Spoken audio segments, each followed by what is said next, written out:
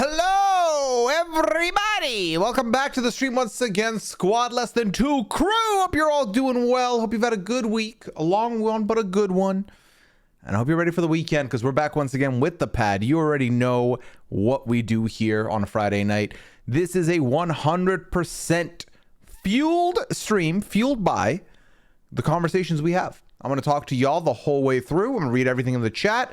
The forum is open if you want to submit questions anonymously, or if you want to do it publicly, I'm fine with that too. Questions can be about anything. They can be about TV shows, they can be about movies, they can be about podcasts, they can be about me, they can be about literally whatever your mind comes to. Go for it. Unless you're gonna ask some inappropriate questions, then we will not answer them. But that's basically it. That's what we do around here. We're gonna have a fun time tonight. I have missed y'all. It's been a week since the last stream. And we can talk about what's coming up soon, what we're going to be doing moving forward. A lot of good stuff tonight. I have a lot to say. So let's have fun with it. But first and foremost, let me say hello to the early chatters up in here. Liv, welcome in. Samantha, hello. And Hero with the Prime. Appreciate it. Welcome back for your 8-month. And Hero. Jimmy in the building. What's up, Jimmy? Jesse, they were the 15-month. Appreciate you. OGKG, welcome in. Other Caitlin, what's up? Terabyte in the building. We got Sal's here.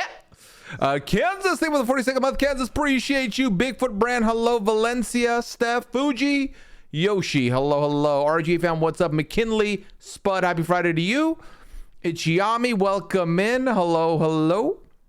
Kalita, they were subscribed for 3 months in advance. Not just this month, not next month, the month after. You'll be here with us to bring in the new year, and I do appreciate you for that. Let me do the math real quick. I nailed it. Thank you so much, Khalid. Appreciate it. Christy, they were the 14-month. Appreciate you. Lana, we'll talk about it. Welcome in. Welcome in. That is the weekend song, certifiably. The Starting Soon stream song. Easily. Rob, hello. Welcome in. Because Love, thank you for the 15-month. Appreciate you. Appreciate it. Next, Goat, what's good? Finn Fan, hello. Memories. Jennifer Connor, stay with the 10-month. Happy Pooya Friday to you too. Welcome in. McKenna, thank you with the 40th month. Appreciate it. TJ Pat and TJ Cat update time. You will get the cat update. I got 2 photos for y'all. Cupcakes are nice. Hello and welcome in. Bots, what's good? You're dancing to nothingness. We got tunes for you in the background. We got a little tunes going. Riz Cracker, we'll talk about it for sure. Welcome in. Angel Lee, hello. Red Wings, what's good? At this time, 1 week from now, I'll be in the air flying to Greece. Rob, have fun. Rob, business or pleasure? If it's either, I hope you have a good time and a safe trip. Best way to start the weekend? Okay, thanks so much. Appreciate it. Thank you. Sleepy and Weepy, hello. Welcome in. Tay Hufflepuff in the building. We got Russ in the building. What's up? Chrissy, hello. Valencia, thank you for the 3rd month. Appreciate you, Valencia. Thanks so much. So we'll be getting on Until Dawn playthrough again when? RJ fan, I have been seeing your tweets, your messages, maybe even your feedback form submission. We'll talk about it. Next, Goat, thank you for the Prime sub. I know you got one of these, so I do appreciate you using it right here with me.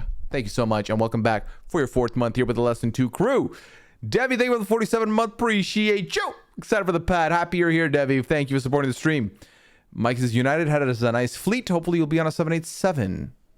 Ooh, airplane talk. Lori, hello, welcome in. MN, thank you for the tier 1 on 14 months. Appreciate you so much. Hurt my back, so I'm all about the lurking tonight. Chrissy, hope you recover fast, safe, quick. And I will try not to yell too much in your ear. Hope you enjoy the stream. All right. I'm caught up with the chat. There we go. Softy says, oh, no, feel better soon. Okay, there we go. All right. I'm caught up, chat. I'm caught up with you. Tova, welcome in. Okay. All right. There's a lot to talk about tonight, I feel like. There's definitely a lot of different directions I can take this. I don't know which direction I want to go. I think the number one, the easiest thing to do is to kind of set up what my week was, because it's been a week since we've talked. So since we last spoke, what did I do last Saturday? Last Saturday was not a very eventful one. On Sunday, there was no Goose Goose, so I did release a new Goose Goose Duck video onto the YouTube, which you can check out. And then I hosted the Big Brother podcast Sunday night because Taryn and Rob were not available, basically, which we'll talk about. And then Monday, I recorded, we were going to record the Traders pod, ended up hitting a snafu at the end, couldn't do it that night, but We did the exit interviews and the pod the next day. So that went smoothly. Liana joined me for 90 Day. That went smoothly. Liana did The Masked Singer. That went smoothly. So a lot of podcasts coming down the pipeline here. Circle is officially over. So we no longer have the Circle podcast to look at. And then I was supposed to be on the live feed update this morning and I wasn't, so we can talk about that too. COVID's all about the dying. Thank God everything is done for the week up to the eviction. Taylor, hope you feel better soon, friends. Speedy recoveries to you. COVID ain't no joke, man. It ain't no joke. It impacts people differently, and when it hits bad, it hits really bad. Cupcakes, thank you for the 32nd month. Appreciate you so much. Thank you. I'm an aviation keeper. Remember when I asked you about Emirates? You did. I do remember this, Mikey. Lovebug with the first time chat. Welcome in, Lovebug. Hey, Pooya, comment on your YouTube channel. You should really check into a super box to watch things on TV. The cost of it is a little steep, but you don't pay for any subscriptions. It's all on the box, and you can watch things in theaters also, and pay-per-view, and all sports stuff with football is included. It's well worth it. We have canceled quite a few of our subscriptions. At the moment, we only have Netflix, and we have 3. We have 4. I think we've only canceled Hulu. I think we still, because I have Discovery Plus for my 90-day coverage. I have Peacock for traders and football right now. We have Paramount Plus for Big Brother, which we will be canceling once the season's over, which it practically is getting there. We've looked at like YouTube TV and stuff, and ultimately it's like, is it worth it or not? And I don't know the answer to that, quite frankly. We don't do a lot of live TV. Like, the thing is, we literally watch CBS Live, and that's about it. Everything else we watch later, or if it's football, I watch it through either Peacock or some other links sometimes that I have access to. But yeah, thank you for the pro tip. Appreciate it. Jenna Lee, thank you for the prime sub. Welcome back for your 8th month. Appreciate you. Let me scroll up real quick. You did a great job hosting. Thank you, because love. Appreciate it. Lauren, welcome in. What's up in chat? Shout out all my dogs at the crib, says Tall Skinny Ben. Thank you. Shout out to all the dogs at the crib too. Jinx, hello, welcome in. Jenna Lee, thank you for the prime sub. Welcome back for your 8th month here. Depends which box you get. Look on Amazon. Gotcha. Okay. Oh, I see what you're talking about. It's like, I get what you're saying now. How are you watching Traders Canada in the US? Stormy. So I get this question a lot on like Twitter, on the YouTube comments. I can't reply there because, quite frankly, I can't reply to every message and talk about that. But also, I don't want to publicly. I mean, this is public, but I watch it in my Discord. If you are a subscriber, you can join our Discord. You don't have to stay subscribed to stay in the Discord. One-time entry, you're good to go. And we have, our community is pretty global, I would say. We got quite a few people from all over the world, including Canada, and someone definitely hooks us up, and we watch it that night. Now, obviously, if I don't watch it that night, there are other links available overnight that I can watch it at. But I make it happen. I try my best. Not a lot of thank you. Snafu is a great word. I legitimately just use the word that pops into my head. It's not like a planned word, if that makes sense. Tay Hufflepuff, thank you with 100 bits. Appreciate you. Thank you so much. Little Miss Andre, hello, welcome in. You did a great job hosting our Pod. Really enjoyed it. Thank you, Bymar Sam. Appreciate it. Thank you. I'm not gonna lie, I haven't watched BB since the double. I'm not just watching the recaps until the finale. It is, I watched the 2-hour episode last night. A bit of a slow burn. The jury segment was probably the highlight of the night for me. Also, I was just scrolling through TikTok in the commercial breaks, and I landed on my algorithm. I pulled up the stream of Cedric, Tucker, Matt, and Kenny featuring guest Kevin, which was a wild moment for me that I screenshot and put on Twitter. Let's see. Oh, when I say football, I watch soccer, not American football. I famously watch American football once a year, just about, for Super Bowl, or I'll pull up some highlights on YouTube after the fact. YouTube sub is great also if you need music. Yeah, we're a Spotify family here, which is another subscription that I guess we pay for sure. Let's see. Hulu usually has a good Black Friday sale for a year subscription, which is coming up. That'll be a great time to use it. Nefarious. What's Nefarious, Ari? How many dogs does Cam have? Lots. A very popular man, that Cam. How does one get into Discord? The link below doesn't seem to work. And Hero, asks the mods can help you connect the two if you need the help, for sure. They can make it happen.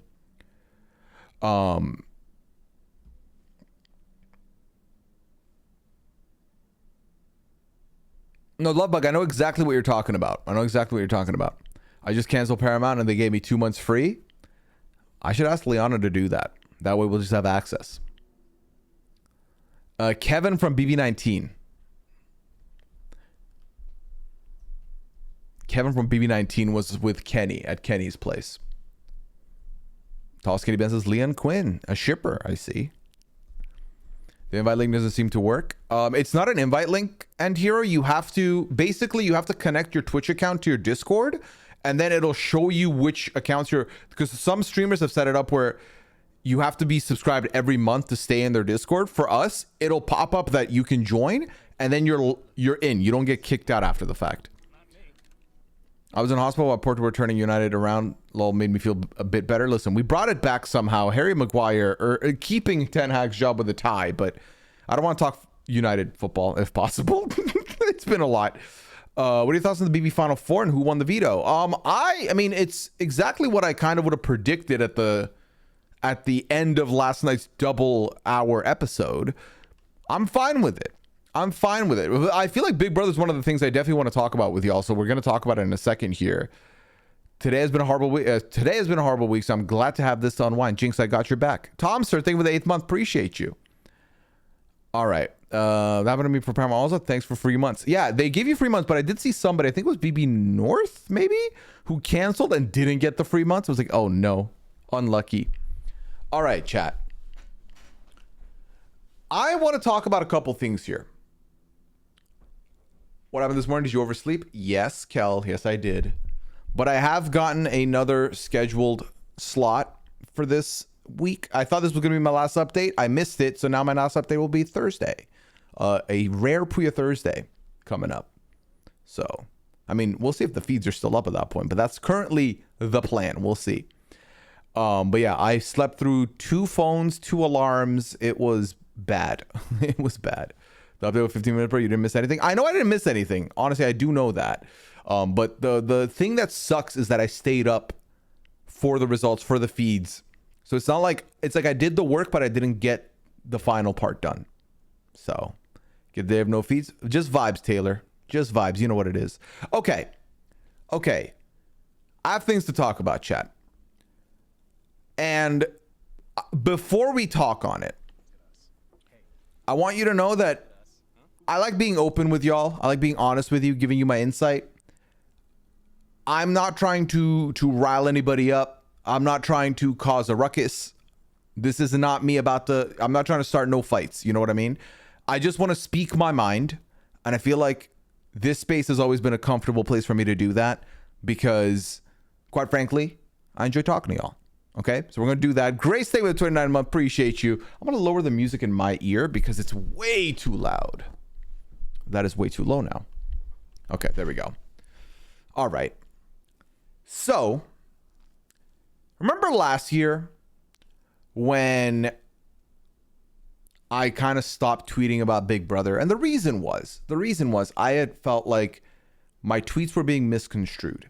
I would tweet, I like person A, and then I would get an array of tweets back that were, fuck you, you hate person B. And I never mentioned person B in my tweet. I just mentioned I like this thing that person A did. And stuff like that really was getting annoying to me. So I just kind of stopped. Matt, welcome in here for the group therapy. I got you, Matt. I got you. I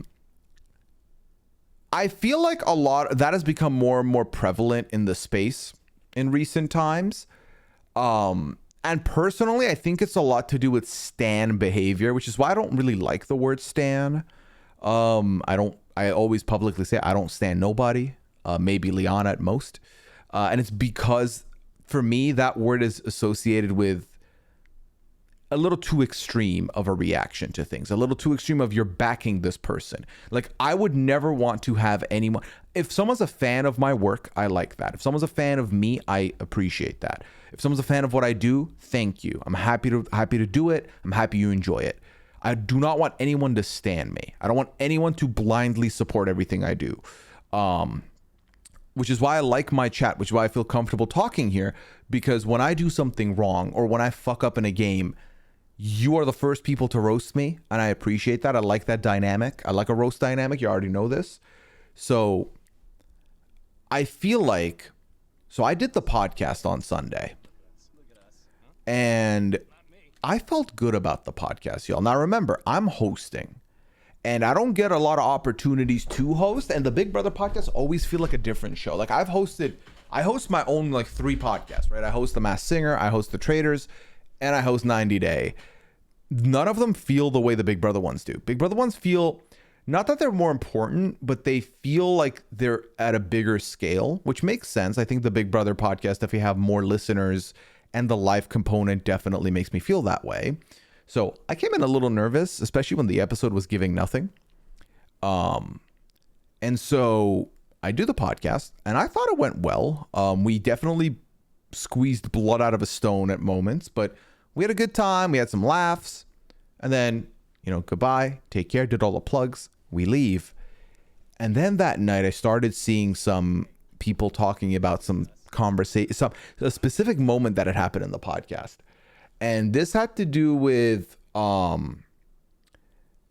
Asia had said something to the effect of she felt like the Leah Quinn dynamic, Leah kind of got worn down, settled, however you want to describe it, but then also used the word Stockholm Syndrome. And this definitely sparked a lot of discussion. Now, mind you, I know that when it comes to podcasts, no podcaster thinks they are a journalist. Like, at the end of the day, we're all fans that Did I say Asia? I meant Sasha. Asia's top of mind because we're going to talk about her later, Sasha. So thank you. Because we're going to talk Survivor in a second here. No podcaster thinks they're a journalist. Like, at the end of the day, we're all fans that have been granted the opportunity to give our 2 cents, to be behind the mic. We're all in our bedrooms. So I ultimately know that it's not about me. Remember, when I read comments, I read everything. I know it ain't about me because I know that as the role of host, I didn't really chime in a lot with opinions. I was just kind of like trying to navigate the conversation, kind of, move to the next segment, on the next segment.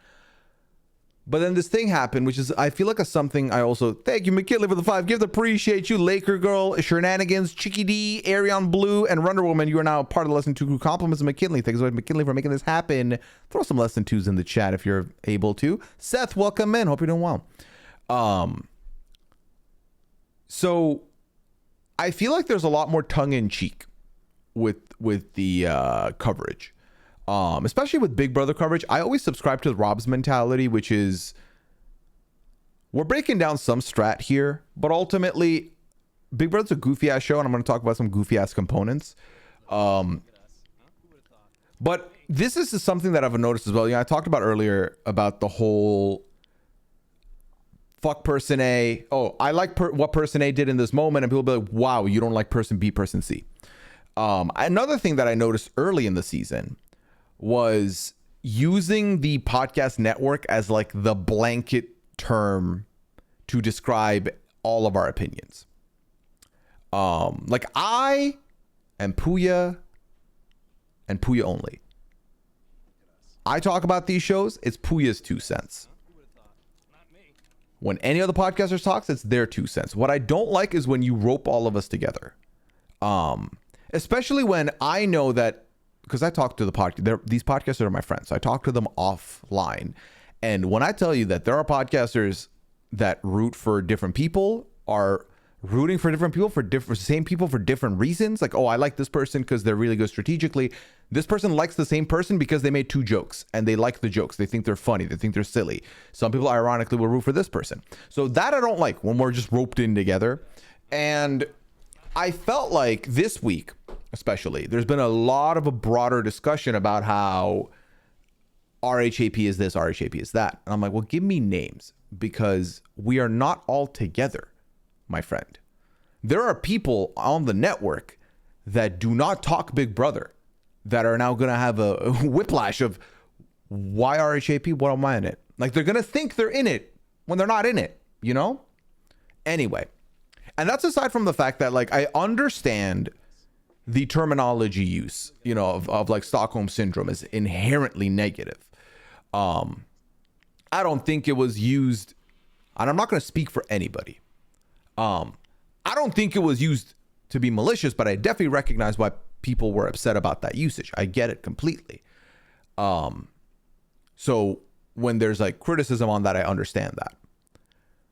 But I think I can't help but have this frustration that like you're roping everyone in together, and then if anyone talks, they're being too defensive. I don't know. It's a lot. It's a lot. So I left the Sunday pod being like, I killed that shit. That was a good pod, you know. I was like, I put in a good shift here to like show Rob basically, or like show the network, show people that like, hey, if someone's not around, I got your back. I'll hold it down for you.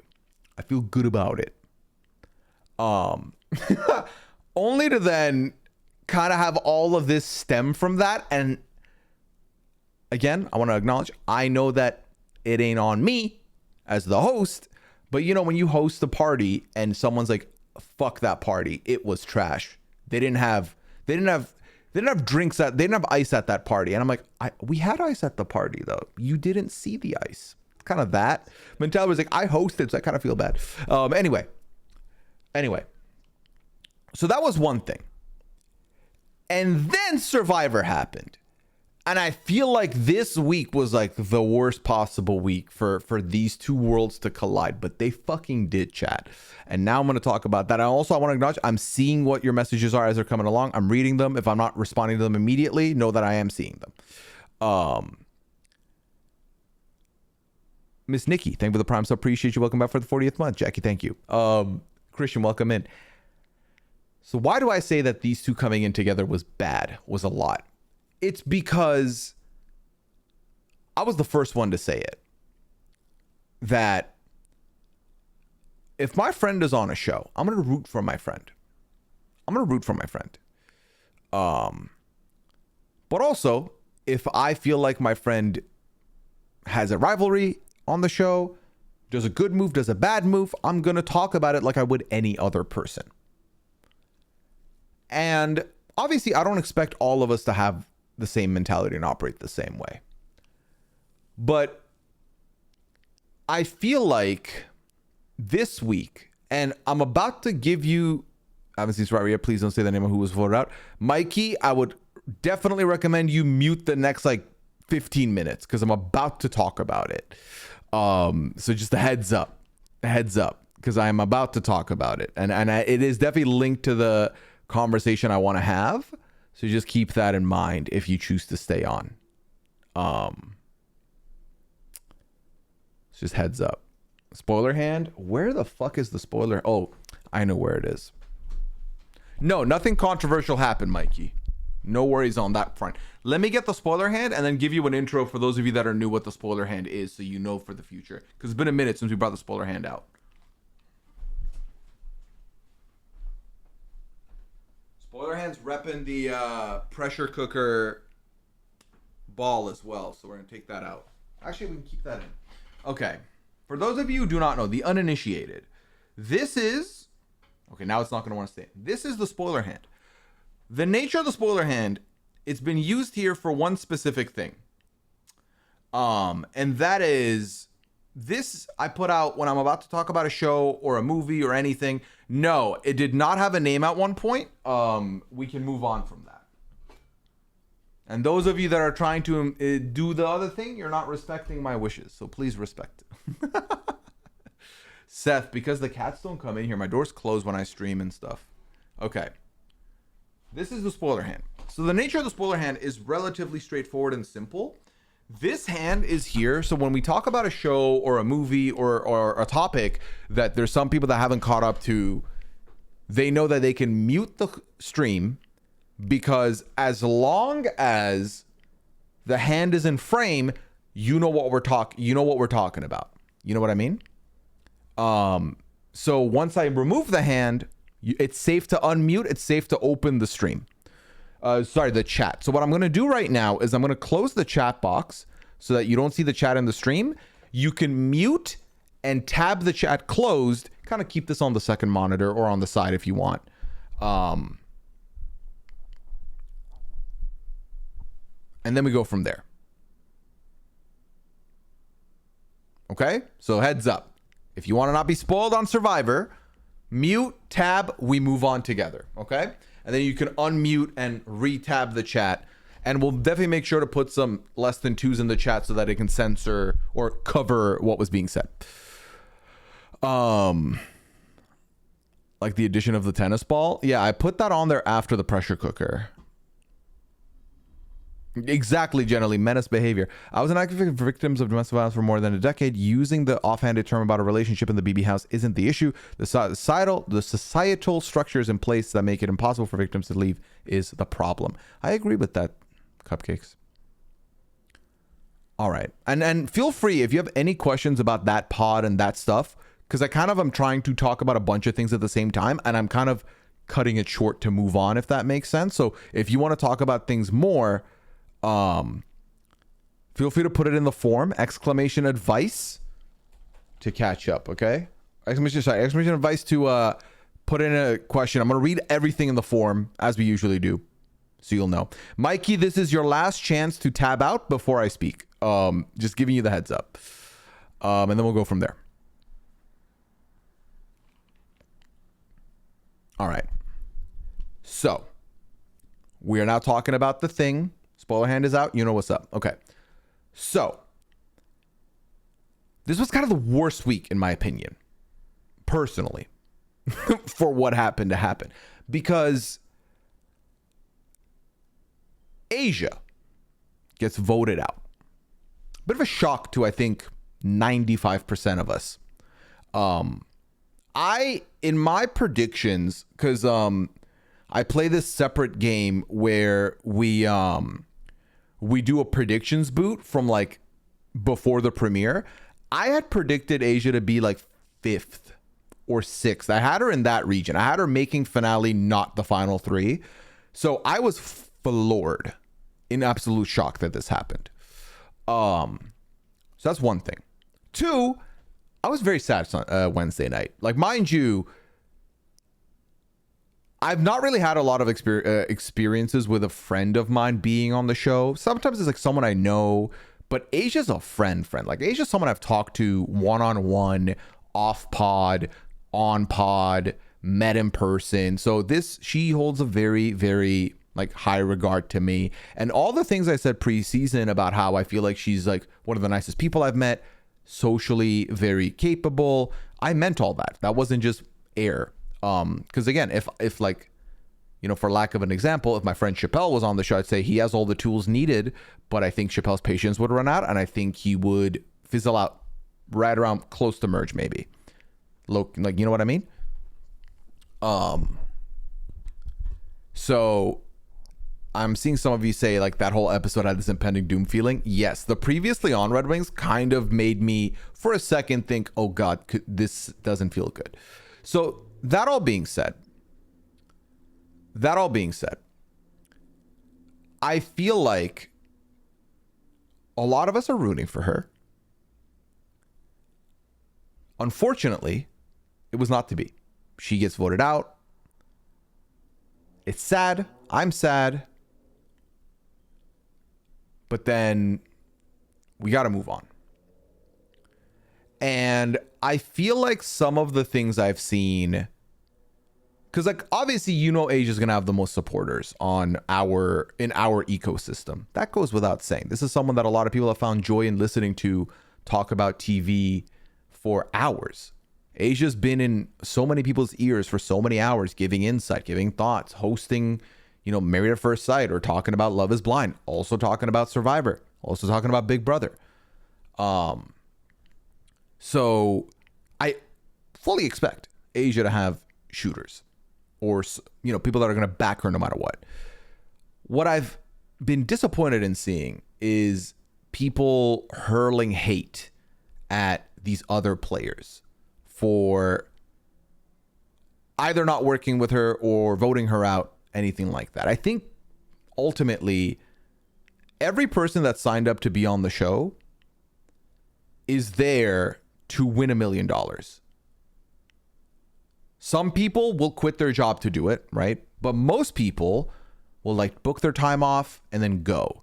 No, it's not like a poker tournament where people are putting money in. Everyone's starting at $0 trying to hit that million. So they're all going to do whatever it takes to get that million. Now, we can agree with some people's moves. We can disagree with some people's moves, obviously. But at the end of the day, people are making the decisions they think are better for them to do that. And I think the most disheartening thing for me has been seeing people hurl attacks at Teeny, hurl attacks at Keyshawn, hurl attacks at Rome. Rome is a absolute menace and a villain. That fish scene, as a friend of Asia's, I was like, you motherfucker. As a viewer, I was like, this guy, this is entertaining. Like, this is outrageous that someone is doing this and still thinks that they got no ego in the game, you know? So that was very disappointing to see.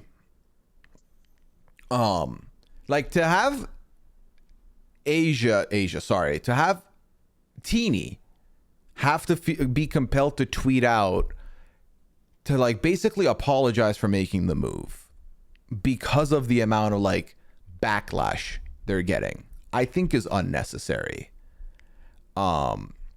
So I wanted to make sure, because also the other thing is, you see something like that and a lot of the replies are like, yo, fuck RHAP, the fans, they don't know what they're talking about.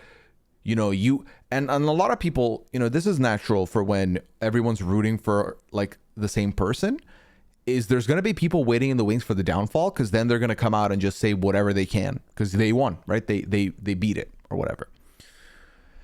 And so there's like, yeah, you ate her up, and like, oh yeah, you know, they're just sad, they were delusional to think blah blah blah blah. Like, it's very revisionist history of like, oh well, she sucked, she flopped. I don't think she flopped. I think there's nuance to Asia's exit. I definitely have a couple of thoughts about it that aren't she got screwed, which we can talk about in a second. But that was frustrating for me, because here I am sitting here thinking, I'm an RHAP podcaster. I'm proud to be an RHAP podcaster. I'm happy to be in this position. But I also don't agree with some of the things I'm seeing that are kind of being put under this umbrella of RHAP. RHAP fans think blank. RHAP fans do blank. And I wanted to make sure Teeny knew that I personally, again, I speak for nobody but myself. I think that what you did wasn't wrong. I think this is your opportunity. You've been dreaming on being on Survivor. You got on Survivor. You're doing what you think is best for your game. And when I said in the tweet, whether right or wrong, I'm not saying that I'm implying it's wrong. I'm saying that it could be wrong. We don't know where the rest of the story goes. You know, let's say Teeny goes out next week. We could look at it and be like, wrong move. Or Teeny goes all the way and wins. Right move, right? So we don't know. No matter which direction the move is, it's your move to make. And that's as simple as. But yeah. That's my personal feeling on it. And like, again, my heart's broken for my friend Asia. But, and like, again, for me, I've been very hypersensitive about this topic because of the events of Sunday night, to then go over to the events of Wednesday night and then to the events of Thursday. I've been short-circuiting. It's been a lot on my mind. So I knew coming into the stream, I wanted to talk about this. And say at the end of the day, there's people in my chat who agree with my takes. There's people in my chat who don't agree with my takes. You know, they'll be rooting for somebody I might not be rooting for, or they may think someone else has a better chance of winning than I do. I'm very okay with this. I'm very okay having opposing opinions in my chat. Never have had an issue with it. In fact, I feel like we have very healthy discussions here on both ends, which is great. But I always want to make sure, and this is kind of not even a flaw I have as a person. This is just a characteristic I know I have. I live and die by needing to explain or needing to make sure my POV is seen. I can't just let a POV be there if I know it's not true.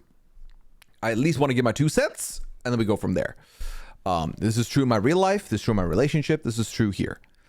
But that's also a nuanced discussion, because having your POV seen is one thing. Making sure you hear the other person or hear how it comes across is the other. 2 things can be true. I can someone can explain to me how I'm coming off or how I sound to them, I can acknowledge that, apologize if it was harsh, apologize if it was negative, and then try and clarify after that as to what I may have actually thought and go from there. But I think that's kind of like my main spiel about this topic. It's been, again, as a bit of an empath, these things weigh on my mind heavily. So, all right, let me scroll up real quick because I know there was a lot here. Asia was a victim of production circumstance, in my opinion. I think that's a part of it, Christian. I don't think it's the whole picture. I think it's a little part of it. And for me, the part of it that is, in my opinion, because we don't know how that would play out because the game is over now, or this episode's over. But had Rome not gotten the extra advantage, had Rome gotten his vote taken away, do we see a different outcome that night at Tribal? And the answer is maybe, right? Rome has an idol that he's going to use to be safe, but he doesn't have a vote to parlay with. So if this group of 4 wants to stick together, they can, kind of stress-free, outside of the gamble of where is Genevieve going to vote. So maybe. That's one part, though. I think a couple of things go horribly wrong for Asia. One is Asia has absolutely made it very clear through 3 episodes, which I tweeted this. I've never seen Asia react this way about a person before. Never. When I tell you she's the nicest person I know, and probably like one of the kindest people I know, I mean it. I've never seen someone rattle Asia like this before. So Asia spent 3 episodes telling us Rome is a menace. I don't get him. This Mr. Gamer, he's out here doing this, doing that. He's the one we want out, right? He's the one. I'm like, I feel like an alliance was built on this foundation of he's the one we want out. And so I feel like a plan B wasn't quite set because Genevieve would be kind of like the plan B. So that's the feeling I have, is that Genevieve kind of was like, well, we can't have Rome. Let's have Genevieve. But then when the person you're saying is the one we want out has 2 bits of power, how do you turn that? Like, how do you overcome that? I think the other thing, and this is me, like, after having watched the episode a second time, because all I kept thinking Wednesday night was, why not do a 2-2-2, right? I was losing my mind. I'm like, if you do a 2-2-2, Rome plays the idol. Now it's a tied vote between Genevieve and, let's say, Asia, or Genevieve and Saul. Y'all just vote out Genevieve. You move on, right? But Asia did explain in her exit later why, but this was before the exits had happened. So then, the way I saw it, and in order to see it this way, I had to picture myself in Teeny's shoes or Keyshawn's shoes. Teeny just heard Rome be like, I want Asia gone. Asia should be the one to go, blah, blah, blah. And Teeny, within one conversation, says, how about we do Saul instead? You know, you're going to play this idol. We want the idol back in our hands. Saul's the most likely to find that idol. And Rome's like, you know what? That's a good damn point. Saul would be the most likely one to get that idol. You know what? Yeah, let's go Saul. I'm down. Let's get Saul out. So Teeny shifts the target over to Saul at that point. And then we see the scene of Teeny and Keyshawn talking to Asia, giving that heads up of like, hey, so better boot Saul, the show. What do you think? I feel like Saul's the one that has to go here. And Asia stands her ground. Asia says, no, I don't want that. That's not happening. Let's get out goddamn Genevieve.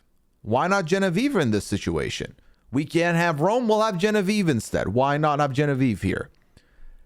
So that's one. That's the thing. I think in that moment, if you think of it from Teeny's shoes, Teeny just convinced Rome to switch his target entirely to Saul within one conversation. Teeny has not been able to replicate that same effect with Asia. Additionally, Teeny's on the same beach as Rome and is watching Rome be the most, do the most. You know, not they all agreed on. They all agreed on the fact that, yo, Rome is doing too much. Rome is being arrogant. Rome is, none of us can do any of the things we want to do because Rome wants to do all of them. But I can control this person. And if I go further with this person, if they think I trust them good enough for me, he gonna work with me. He's not gonna put my name down. But also, if we get to a merge, who are they going to target of the red tribe? Rome. He's going to make it so obvious that he should be the one to go. He's going to get on other people's nerves. That's the move. On the other hand, with Asia, she's going to be more under the radar, as in people might discount Asia. Asia's headstrong, will probably not want to just agree with any given plan. And I'm going to have a harder time voting Asia out down the line. I think that's really, for me, that's kind of the way I saw or tried to see the POV of why go with Rome when you still have 4 people and could get rid of one of his people, and then his steal vote won't matter the next round.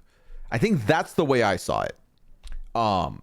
Which was, we were able to convince this person to change their minds like that and do what we want them to do. We weren't able to do that here. So I kind of got it. I kind of understood it. Or at least I think so. We'll find out more, obviously, inevitably, when Teeny has either an exit interview or a deep dive, whichever comes first. But that's kind of the way I saw it. And I feel like Asia, again, I cannot stress this enough. I think all of this begins with the extra vote. I think the extra vote, or the steal a vote, the extra advantage, not losing the vote there, just really puts it in a very tough spot for Asia. Because it's like all of us have butter knives. Rome has had a sword and now has 2 swords to our butter knives. There's too many swords. If 4 of us go with a butter knife, we might have a chance. But 4 of us, 4 butter knives versus 2 swords doesn't compute. So, no, Sunshine. He did not use his steal a vote. He kept it, which now makes it so that he can do something with it later down the line. All right, let me scroll up, chat. I feel like I've talked for a minute. I want to make sure I get your opinions here and your thoughts. I'm going to scroll all the way up to Rooster says, people get too parasocial about RHB on both sides. You guys are the biggest content creator space in the space. Comes with the territory. Well, that's the thing, Rooster Loving Man. I understand that people who are like, why do y'all give these people like such high praise or take like, say, Terran's word as gospel? I think it's because RHAP is like the biggest of its kind in the space, that some people will be like, oh, what they're saying is the law. I disagree. I don't agree with some of the takes my fellow podcasters have. At the end of the day, these are all opinionated people that are talking about the show. Like, it's one thing to be like, so this happened on the feed, this happened on the feed. There's another thing to talk about like people's win equity. I think win equity is subjective no matter how you look at it. Or who deserves to win is subjective. But X person had a conversation with X person about X alliance. That's factual. I think this was good versus I think this was bad is subjective. So live feed updates or any kind of like, let me tell you what happened on the show should always be taken with a grain of salt because it's not going to be like 100% factual. But I think because of the nature of the live feed updates, kind of, especially in the last like 4 or 5 years, being touted as this is what you do when you do not have access and you learn all the things. I think some people don't realize that both things can be true. You can learn all the things, but you don't have to necessarily agree with those things. I think I've definitely watched the feeds and have had different takeaways from conversations or one-on-ones based off body language and based off social, because if it strategically doesn't make sense, I understand that because that's not the mind they're operating with. They're operating from a more social standpoint. So there's definitely differences there. People going after these casters are for something that happened on a game show. Leave them folks alone. Oh, Miss Brown Sugar, I agree with you. That's what I'm here talking about, for sure. Asia did wonderfully with the time she had on the show. I hope she knows that there are so many people who are proud of her. I think she 100% knows this, Angeli. 100% knows this. And I think ultimately, I was telling this to Liana. I was like, I do not envy the spot that Asia finds herself or the spot that Brandon Donlin found himself, where these lovely people who got to live out their dream of playing the game. So already they're a huge dub for just being on the Fijian beach. They're already excited. They're already happy. No matter what happens, I'm here and I'm happy. They leave the show, early exits, and then have to sit there and watch for a month and a half, 2 months of friends, family, people that know them, fans, basically be like, king shit, Brandon's coming in and slicing the head off all your favorites. Queen Asia, they call her Asia Wealth. The AW, the initials say W. She's gonna win. That million is hers. See her on Survivor 50. I think that's the hardest thing, and I've not talked to either of them about this. Maybe in the future I'll ask them, especially with Asia. It's too recent for me to have this conversation, but personally, mentally, that would crush me to have to sit there and watch so much praise and be like, I know I'm going out soon, you know? And like, I'm going to smile and say thank you and be happy, but also know that I've essentially feel like I've disappointed people and let them down. So I hope she knows. I think she knows, but Asia, I think you killed it for the 3 episodes you were there. I think I'm so happy that they gave Asia a lot of content in the beginning and all the way here. Like that, for episode 1 was an amazing Asia episode. Episode 2, great Asia episode. Episode 3, Asia centric, just not the way I would have liked to see it go. But I'm happy I got to see my friend live out her dream and play this game. I just wish Rome wasn't so mean about it, and I wish Saul had pushed to go on the journey. Well, the rock paper scissors for the journey really could have gone either. Like, imagine if it's paper covers rock and Saul goes kind of thing. Things could be different. Cuba's a better egotistical alpha character. Rome is just one-dimensionally egotistical and grating. See, both of them, I think I can appreciate for what they're doing at the moment. Who was on RGB Wednesday night? Who was on the post show? Oh, Tevin. It was Tevin. It was a good podcast. I listened to it. Aw, Softy, that means a lot. Tell your friend I said thank you. Because that came from the heart. It really did. No other contestant deserves hate for Asia's exit. It sucks that she got voted out, but it really is how hateful people get on social media because they feel like they can access the people we see on TV. Social media is very much bad for that now. I feel like a lot of people they can just Twitter it immediately. And that's why I'm like, I will shade. I'll say, I like this, I don't like that. I will never say, fuck this person. Unless they are a problematic garbage person, I'm never going to do that. I'm never going to give it that energy. Because, first of all, being that way is just negatively going to impact me anyway, like mentally. And then it's just going to ruin someone's day for, again, getting to live their, like, I can't stress this enough. This is 18 people battling out for $1 million. We just happen to have an invite to see it. You know, to take it to a very much lower scale. Goose Goose Duck. We play it weekly on stream, but it's like 12 to 15 to 16 friends playing a game together, trying to have fun with each other, and you know, some trying to win, some trying to goof around, whatever.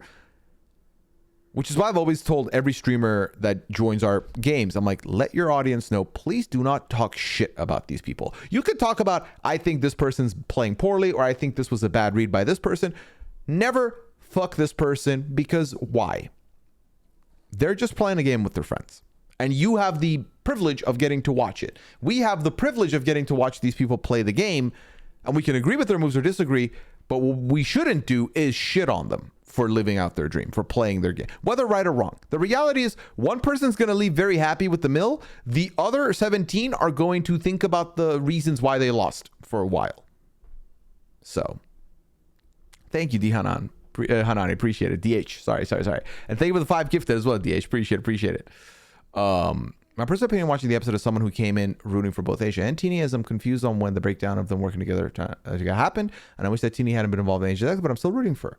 Also, I thought I would like Rome coming in. I'm finding I don't personally enjoy the way he's playing, but I also realize it's a show and a competition. Yes, I'm slightly salty, but I can't imagine ever sending hate to another player. Appreciate that, McKenna. All right, I'm scrolling down, chat. I feel like I'm way behind now. I generally don't know if I believe Rome would have really gone for Saul. I could see him changing his mind closer. I mean, I'm taking it as what we saw on the show. Obviously, you could be right. I'm not sure, but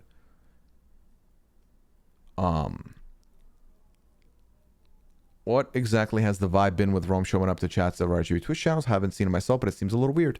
I don't think it's weird. I know that Rome was in here a couple of weeks before the show premiered and was just kind of chatting. I maintain the take I have for Rome that I did in the draft. I think Rome is a new fan. Also, I feel like, I'm not going to take the chat up yet. Rome is a new fan who is literally doing what some of us did when we first found the space. I remember when I first joined RHAP, I was very much, or like joined the reality TV space. Let me correct myself. I was enthralled. Big Brother, I'm there. Updates, I'm there. Reading the tweets, I'm there. Hashtag search, I'm there. Reddit, I'm there. There was not a lot of streamers before I became a podcaster on RHAP. I would have watched those too. I think Rome is the person who found the show in like April of 2023, a year and a half ago. And then binged the whole thing, then jumped on, applied for Survivor, got on the show, and now is kind of living his foundational life of enjoying the content. I'm not going to fault someone for that. I don't see it as malicious, personally. I don't see it as being, shitty and coming in to like rub salt on the wound. I saw the tweet he did of like, good morning RHAP community with his shit-eating grin. He's just being the villain, and I see it as such. I really do. He's a content creator at the end of the day. So he knows what's going to make content. And if he's coming into the chest to hang out, whether it's like to play, I know he's been playing Fall Guys over on the, with the Scal Pals over on the Scally stream. I just see it as someone who's enjoying the content. I really don't see it as anything else. I think it's important for everyone to have opinions and be free to voice them. I don't want screening and censorship. I'm not advocating for screening and censorship. I just don't want people to personally attack people for playing the game. We don't need people to feel bad for the way they played the game. We constantly talk about how we do not want, like people say, I want old school Big Brother back. I want old school Survivor back. I want when people hated each other. And then they'll see a little bit of that happen and they're attacking the people. It's like, well, did you want that or not? I want to have an entertaining product to watch, and I want to recognize that, again, unless they turn out to be problematic, I want to enjoy the shady. I like having someone to root against, personally. Like, I think it's very, very not as fun to just like everybody left. Actually, that's not true. You can still have a good time regardless if they're just playing the game to like everybody, but you know what I mean? I don't mind it. So thank you for the 6 month. Appreciate you. Welcome back into Lesson 2 crew. We will be celebrating when Rome goes home though, right? Listen, I already have a tweet in mind when Rome goes, but we'll see. All right, catching up, chat. I'm catching up. I'm rooting for both Teeny since she from my New Jersey hometown in Asia because she was a great RG personality. It was a tough night, but Teeny is a tough spot. Exactly. I appreciate that Asia stood loyal. Melissa says, general amount of Teeny uses they, them pronouns. This is true. Well, I've been using they, them for Teeny, but I have learned recently they do use she, he, and they as Penny Paper is mentioning. Or I believe at least I knew she, they. I recently was told he as well. But there you go. Personally, I do use they, though. I'm surprised. I'm super curious to now see Rob's reaction to this one on the Wednesday night Survivor podcast. Well, you should check it out. It was a good pod. But I have a friend of Survivor is like the advice my friend gave me about friends taking the bar. You don't congratulate them or tell them they have it in the bag. It's super likely to fail and makes you feel awful if all your friends' expectations. Exactly. Can Asia play Goose Goose now, or does she have to wait until end of the season? I would say end of the season, probably, Jimmy. Or at least that's when I was going to invite her, was end of season, not now. But if she messages me and says, I'm in, hey, come through, your spot is available. Is there an arm next to you? Is this a cat toy? Jennifer, this is the spoiler hand. I put it up here so that people who want to keep watching the stream but do not want to know what we're talking about, because at the top I said I'm going to talk Survivor. If like I did not watch, I don't want to know, they can tab the stream closed and mute and know that once I remove this, they can then join back in. For now, they can't. See Daily there with the 47. I appreciate it. Thank you so much. All right, chat. I think I'm almost caught up here. I'll fault him for the petty amongst us. Hey, and that's fine, Matt. That's 100% cool.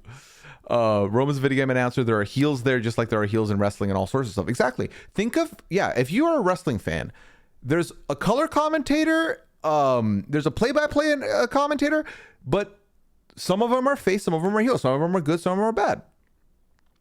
It's giving Zach from BB Can 11 coming to the Toronto event and calling attention to himself. I disagree. I don't think it's the same, Penny. I think that Zach from BB Can 11 got expelled, proceeded to then spend months shading any podcaster that would talk about him quitting the game, disagreeing with that notion, and then showing up to an event where people were already like, well, you kind of messed up. and to make a spectacle. I see Rome as someone who's just enjoying his time on the show, and I believe will be in attendance for the New York event. And I sincerely hope no one goes at any of these players for the game they're playing. I really do. But again, that's my personal insight. I'm not saying that it's the right insight. I'm just saying that's my 2 cents personally, you know? All right. I'm caught up, chat. It feels good. It feels good to be caught up. I feel like I spoke a lot there. BB Press, thanks so much. Add some fake blood to it, and it can be a Halloween decoration. Yeah, that next time on looks wild. Game Society is annoying. Hey, there we go. Sunshine. Would you like to be upon us and hear comments from John in Asia? That's a podcast I would subscribe to tonight, Jen. That'd be fun. Listen, is it a bit of a leak because love? Maybe. Keep that between us, please. But yeah.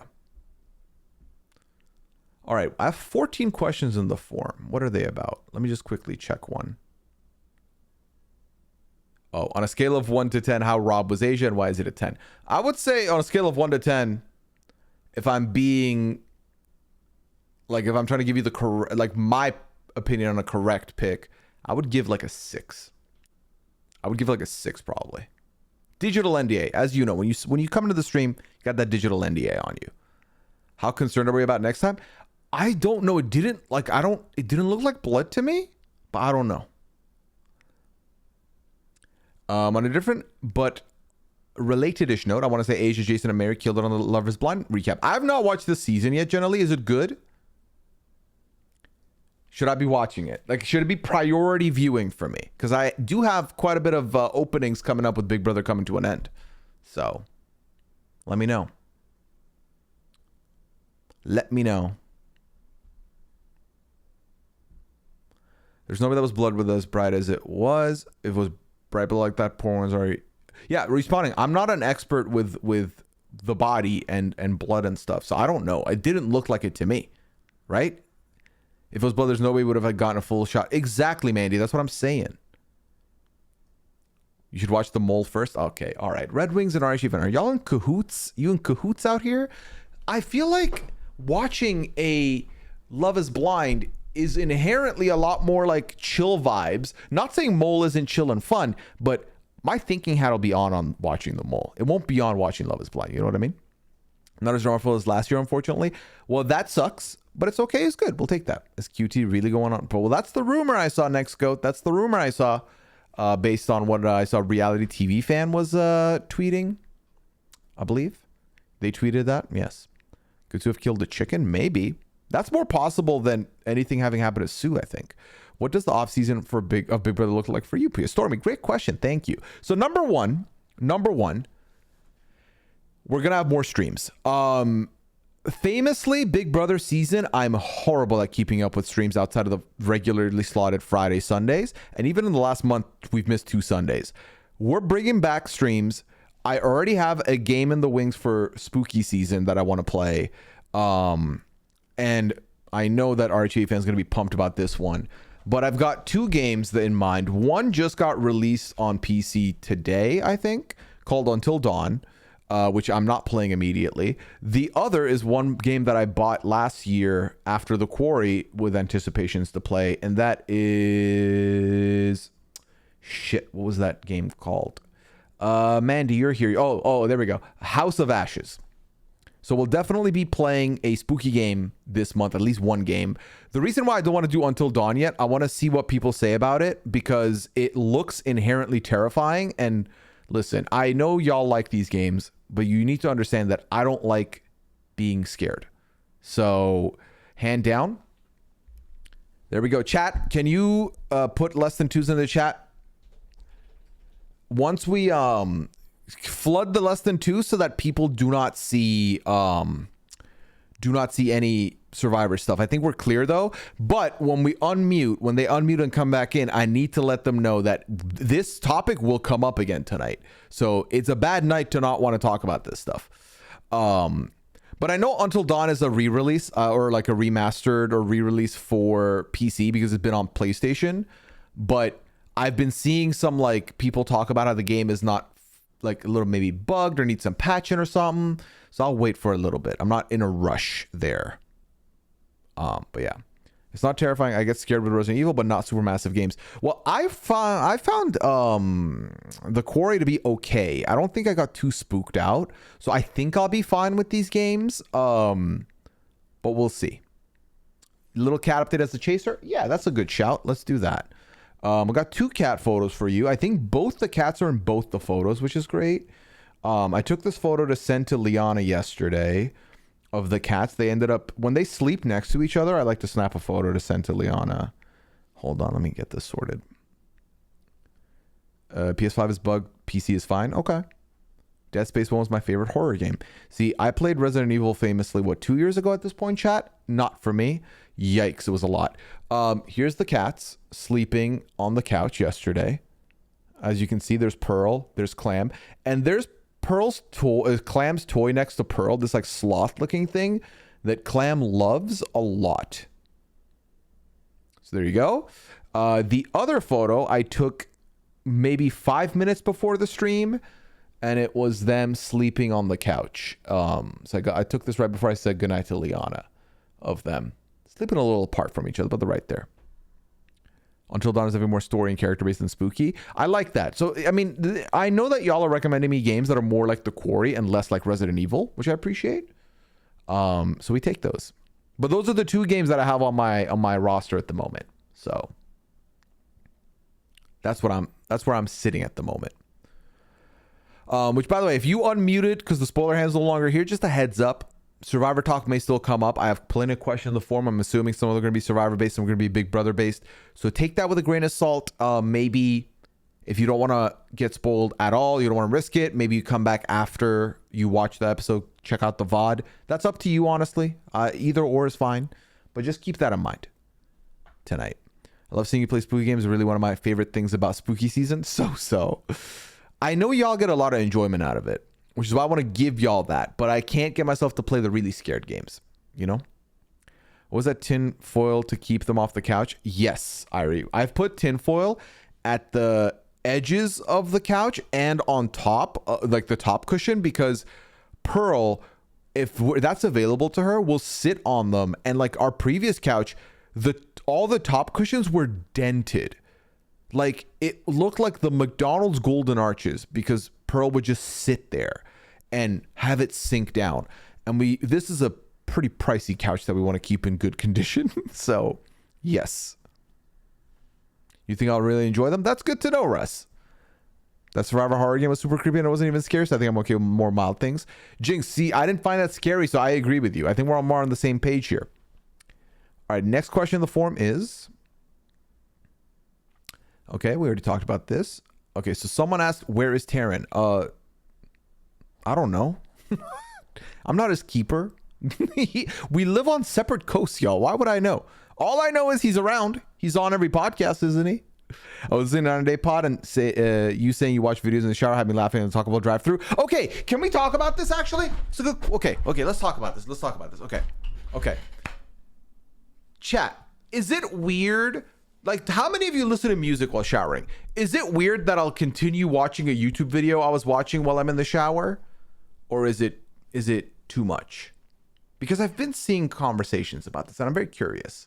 I'm passionate. It's a topic that I feel like I'm fighting for my life on at times, Irie.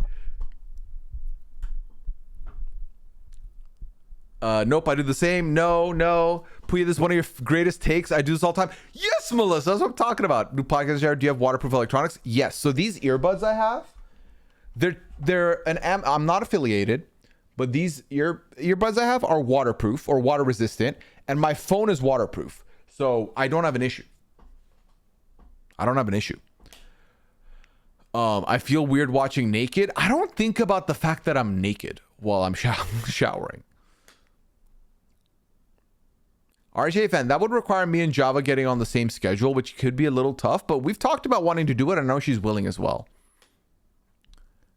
I watch shows and stuff in my shower too. It gets me to do it when I'm lazy and don't want to. Honestly, sometimes that's the motivator. Like when I'm trimming the beard or shaving my head, I watch videos doing it. It's entertainment.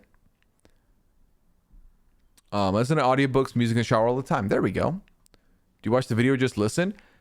So we have like a suction cup thing on the wall that we have some of our like toiletries on. It has little hooks for the loofah, but I just perch it over there and it's like within eye level or close enough to, and I'll just be facing shower and do my own thing. Every now and then I'll look back. It depends on what the video is, but more often than not, I'll pick videos that I don't need to like pay attention to like that.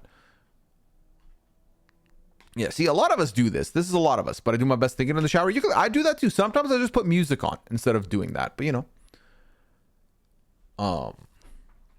Another topic of update on how you enjoyed your Factor delivery.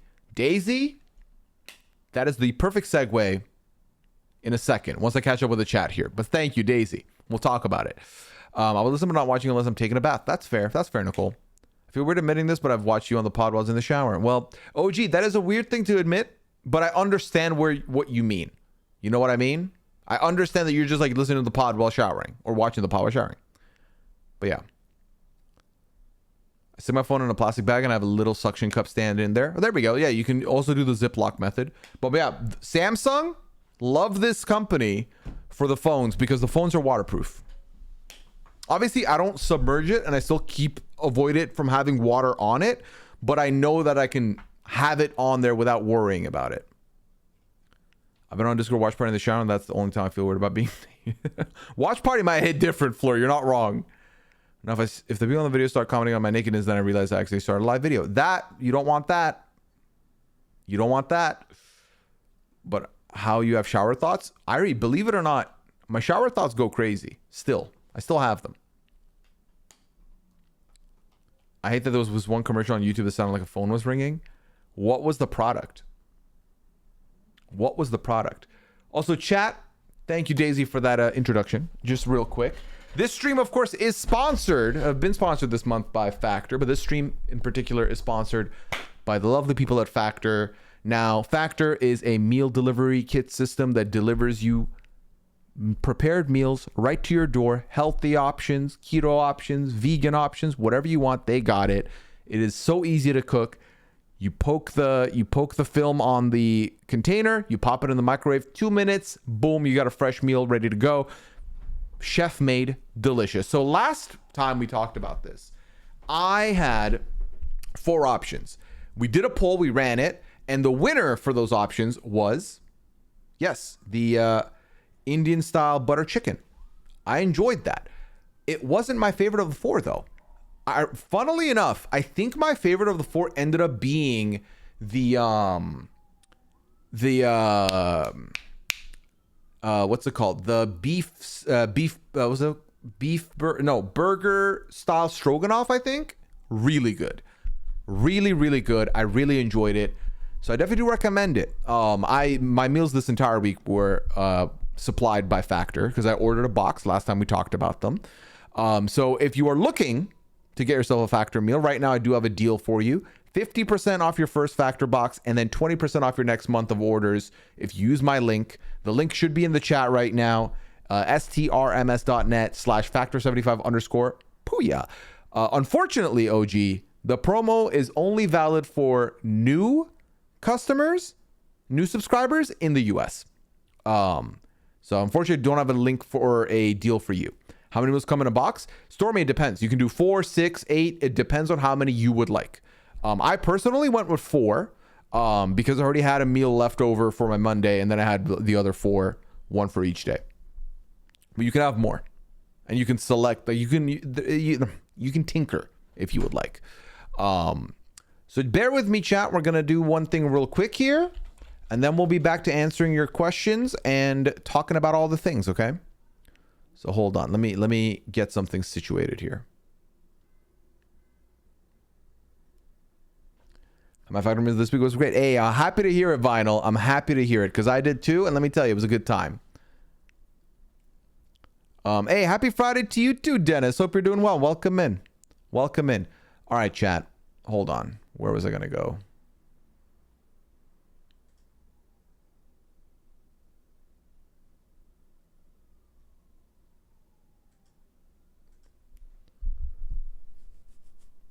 So bear with me, chat, real quick, and then we'll be back to the regularly scheduled programming here on the pad.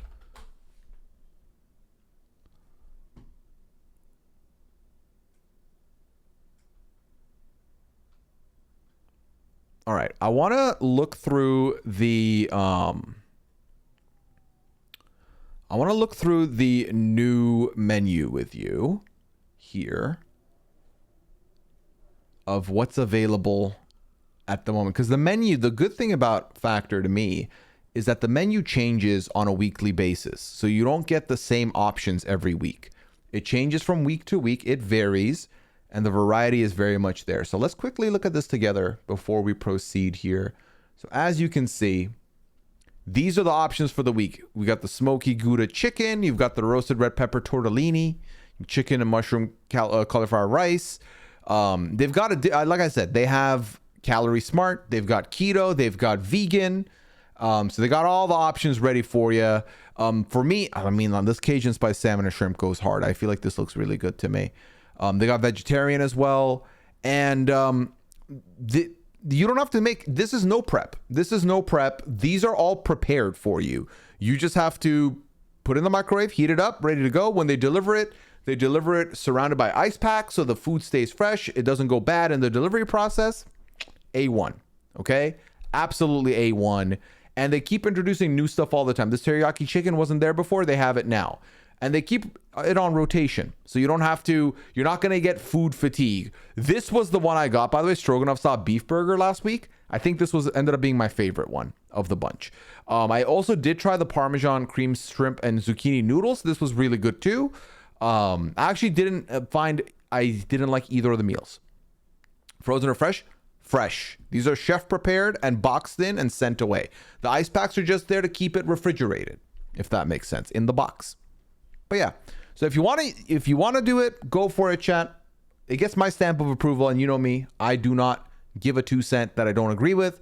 You can use my link if you have the opportunity to. If you're a new subscriber, check it out. Okay. All right. And thank you, the people at Factor, for making this happen. Thank you so much. Okay. Where were we, chat? Where were we? Allie, thank you for the prime sub. Appreciate you. Welcome back into Lesson 2 group of the 38 months. Thank you so much. Thank you so much. Thank you so much. Okay.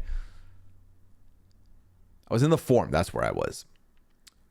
Did you see Paul's interview with Sharon? I was never a Paul hater. I just really didn't care for their game, but this interview turned me around on them a bit. I've not checked it out. I have it marked aside. Sharon does an incredible job with getting these interviews, and Paul's someone I'm intrigued to hear about. I haven't heard from them in a long time, so I'm sure it'll be a good time. I have munchies and bro show him pics full of meals. Listen, I gotta do what I gotta do. You know what I mean? Any vegetarians in the channel will vouch that their veg meals were pretty good. Generally, love to hear that. Okay.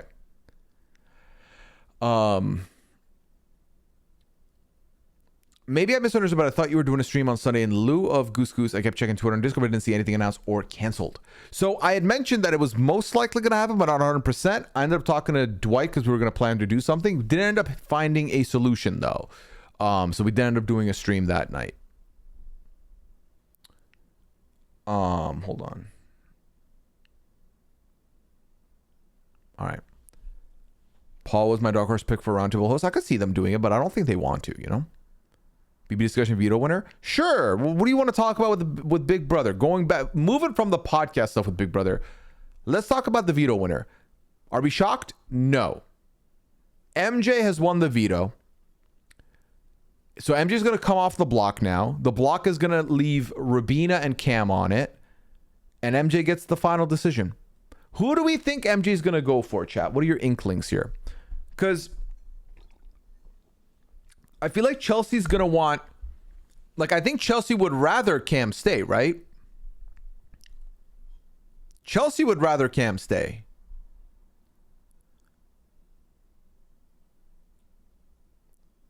I was actually genuinely shocked when they voted Kim out. Can we talk about that? All of us getting blindsided like that? I genuinely thought that Rabina was leaving.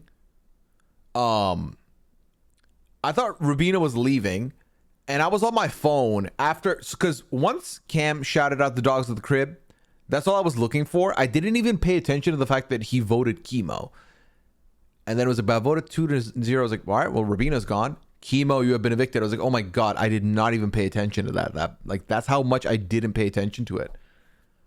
I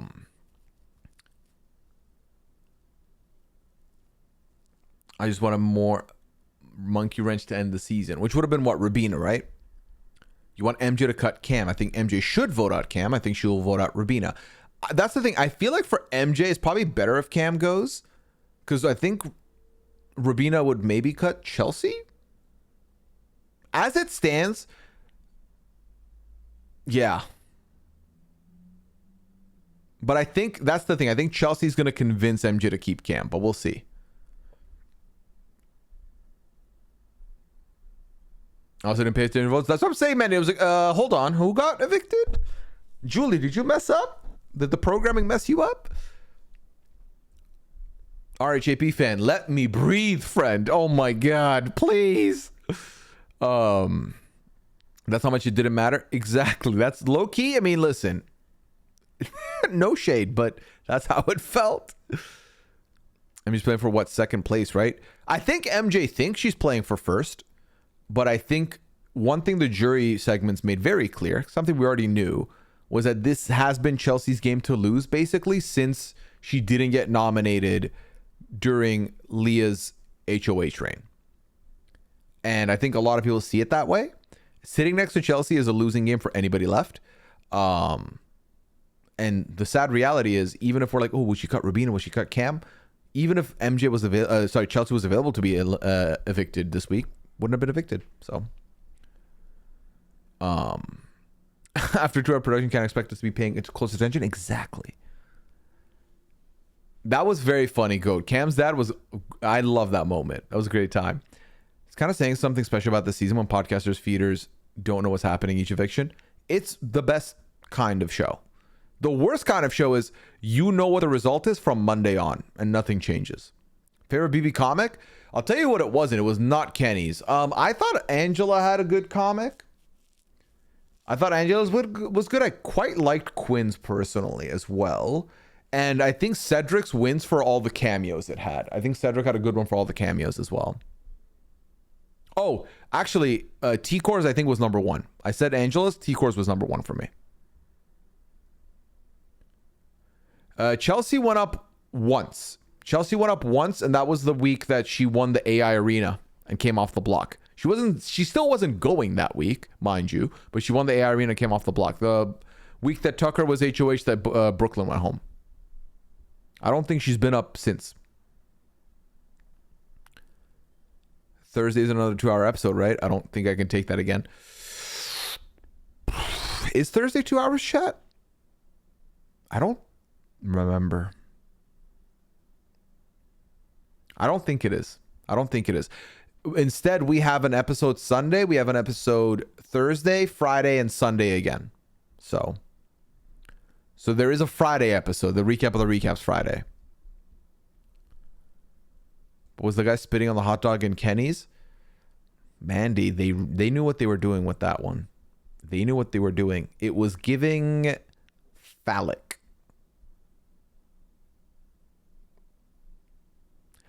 It ends on a Sunday this year, correct? Yes. I believe the 12th, I want to say.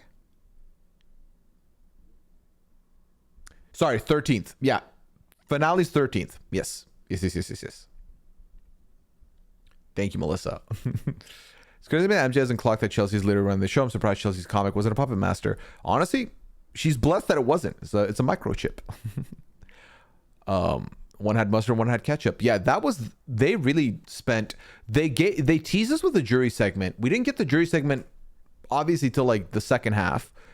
And then instead we got like 35 minutes of people pointing out the differences in the comics. There were no pineapples in that hot dog photo, sadly. The tagline for Chelsea was also she's on a power trip, and no one was the wiser on it.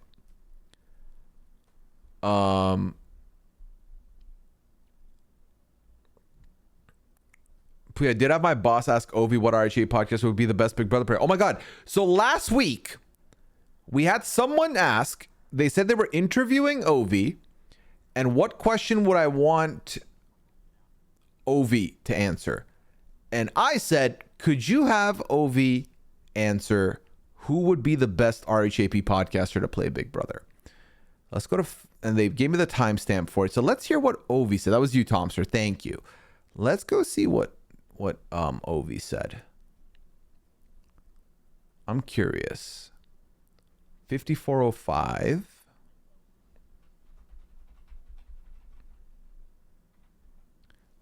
All right. Let's see what you had this question be. Let's hear this real quick, chat.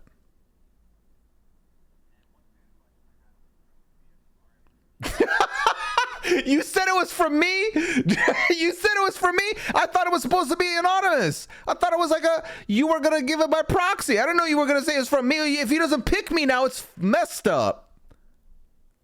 Hold on. I got to switch the tabs over because you're going to hear it too loud here. 1 second. Okay. He wants to know, what RHB podcaster do you think would be best on Big Brother? Oh, man. OV, there's one correct answer. Now that you know who it's from. That's a good one. I feel like I'd say Pooya now. The man gets it. I think he would be kind of killer on it. You're just saying that because he asked the question. I know. I'm glad he asked that. No, I think he actually would be very good at the show. It's tough, right? You never know who's going to be good or not. I think. It's true. You said Pooya. Just leave it. Leave it. You don't need to say anything else. You know who I'd love to see on the show? I don't know if they'd be good or not, but I need to see them on the show just so I can make episodes. I need to see David Bloomberg on the show. I need him. All right, moving on, sir. Moving on.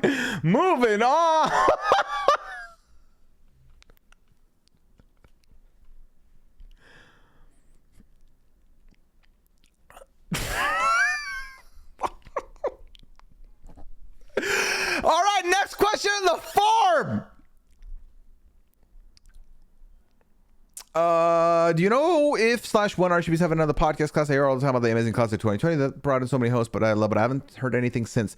Honestly, I don't think anytime soon. I've not heard any rumblings, but I don't think anytime soon is the honest answer. Next question. Hey, Pooya, are you and Mike Bloom going to cover the rest of the Anonymous season 1 after you did the first 3 episode batch, or was there not enough interest in it? I'll tell you this much. There was interest from me and from Mike. We're both very interested in continuing the podcast. What I said on that pod, the show interests me to no end. I thought it was very fun concept and I was excited to dig in deeper. Sadly, we were told that there wasn't enough support for it from others. And by others, I mean, I was told there was not enough fanfare for it, which, by the way, let me just say, y'all killed it with asking for the podcast because I thought there was plenty of fanfare. But hey, we were told that there was not enough. I was like, cool, we move on. I was sad about it. Sad enough that I haven't watched the show yet. So, and I think, Preston, if I remember correctly, and I do apologize, buddy, I think you DM'd me asking this question this week, and I never got back to you. So I'm happy you're here right now so I can clarify. But yes, that is the reality of what happened. AZ, thank you for gifting 10 subs to the community. Appreciate it. Thanks for bringing 10 new people into the squad here. Athelia, Tolly, E. Curtis, Sam 10 Ben, Metal Mama, Autumn Says, Bryn Lee, Katie, DC Jenkins, and I am AKA Jenks. Thank you for being chatters and viewers here, or lurkers, whichever form you may be taking. And I hope you enjoy your sub here from AZ. AZ, thank you so much. If y'all are in the chat, throw some Less Than Twos up, please, and thank you. Welcome the new members of the Less Than Two crew. No, David Bloomberg was not the person interviewing him in that moment. What happened to QT and Sugar Free? I thought they might become regulars. Enjoyed them both. Well, I feel like, all right, based on what I saw, based on the rumors out there, I think QT was filming something. But that's as far as I know. I wonder if they were worried Xavier and Nina would go early and then people may stop watching. I mean, we covered The Circle. No one was famous on The Circle. I feel like the show just needed time to breathe. And I feel like the opportunity was not granted for it to breathe. Which is fine. I understand, you sometimes you take risks, sometimes you don't. It's cool. But I think that it was just a new show that you don't know if you can take a risk on yet, Is QT going to be on a certain Netflix show on Bruno? I don't think Bruno's going on a Netflix show. I've seen quite a few content creators and reality TV people post like a Squid Game teaser photo. all the dates on those say December 26th, which is clearly the premiere of Squid Game 2, the scripted show, not the reality show. So I think that's just promo. I don't think that that's factual. The QT one, I've seen rumors of another show though on, was it, again, the reality TV fan account on Twitter said something that I saw. But yeah.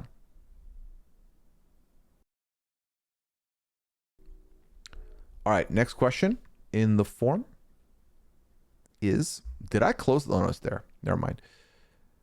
Can you talk about this tweet about MJ? Per se, I don't agree at all. Let me see what this tweet says.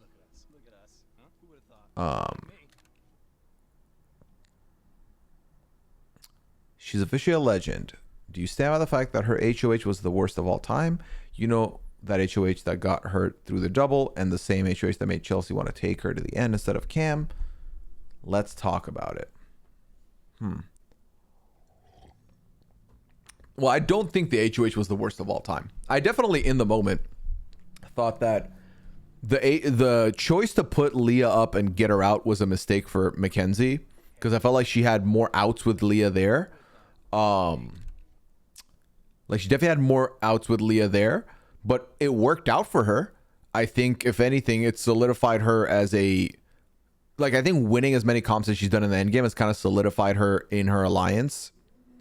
And like, especially if she cuts Cam and Rabina takes her to the final two, like, it's good. So I definitely disagreed with calling it the worst HOH of all time. I felt like in the moment it was not the right HOH for her.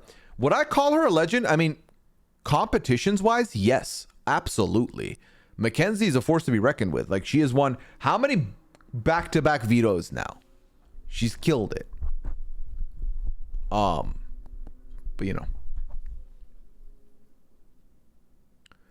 I'm just mad MJ didn't get any comeuppance for her bad moves. But what are you gonna do? Right?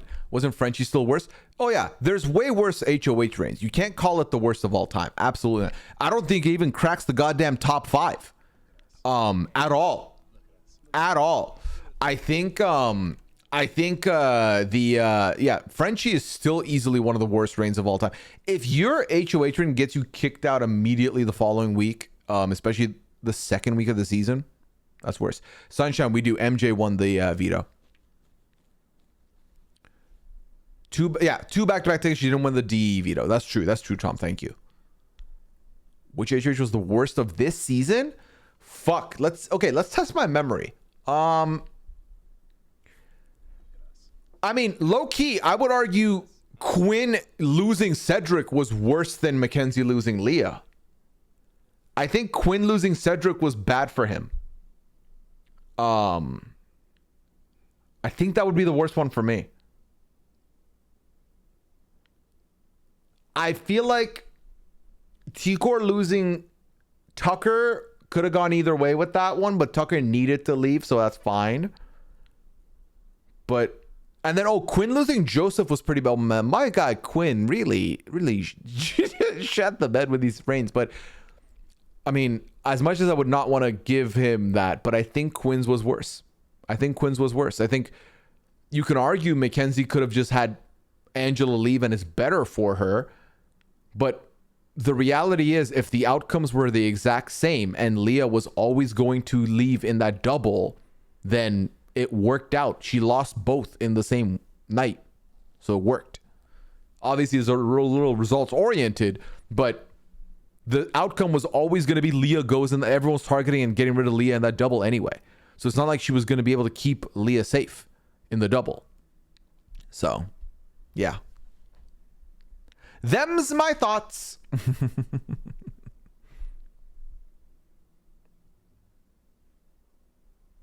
Yeah.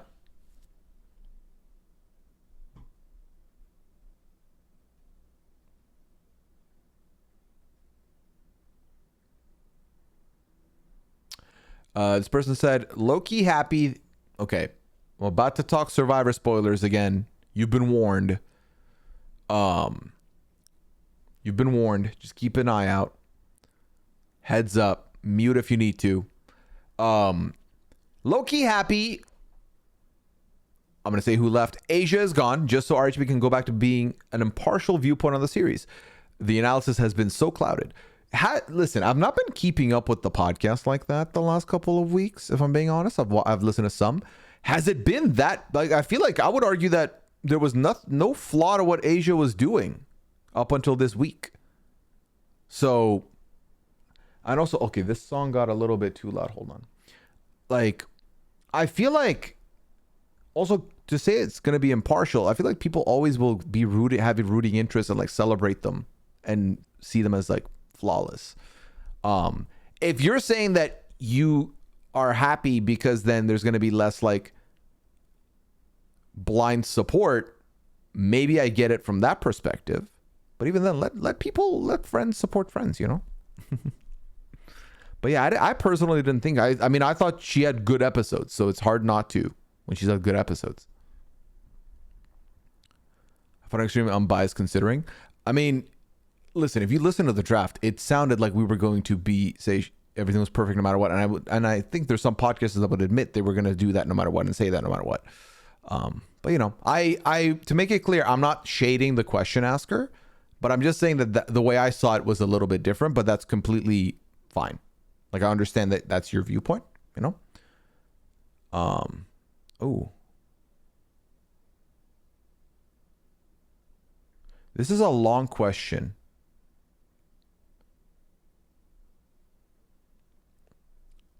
Okay. Hi, Pooya. Hello, question asker. Seems like you might be giving your take as I write this question, so it's okay to skip it if you want. Okay. I know what this is about. Been thinking about this for some time and I wanted to get your take. I've been part of the RHAP YouTube community since BB19. I'm not sure if I'm just sensitive to it, but it feels like RHAP has a lot of haters recently. Sometimes it feels like people dislike RHAP because of how diverse the podcasters are, while others critique RHAP for being too white. I also watch smaller YouTube channels who seem to dislike RHAP. Methinks some are jealous of the successes of the largest audience. I admit it, I'm not a fan of every YouTuber / guest, but guess what? I just tune out of those streams when there's someone I don't like. Fair take. Like I said, it feels like some YouTubers are jealous. Okay.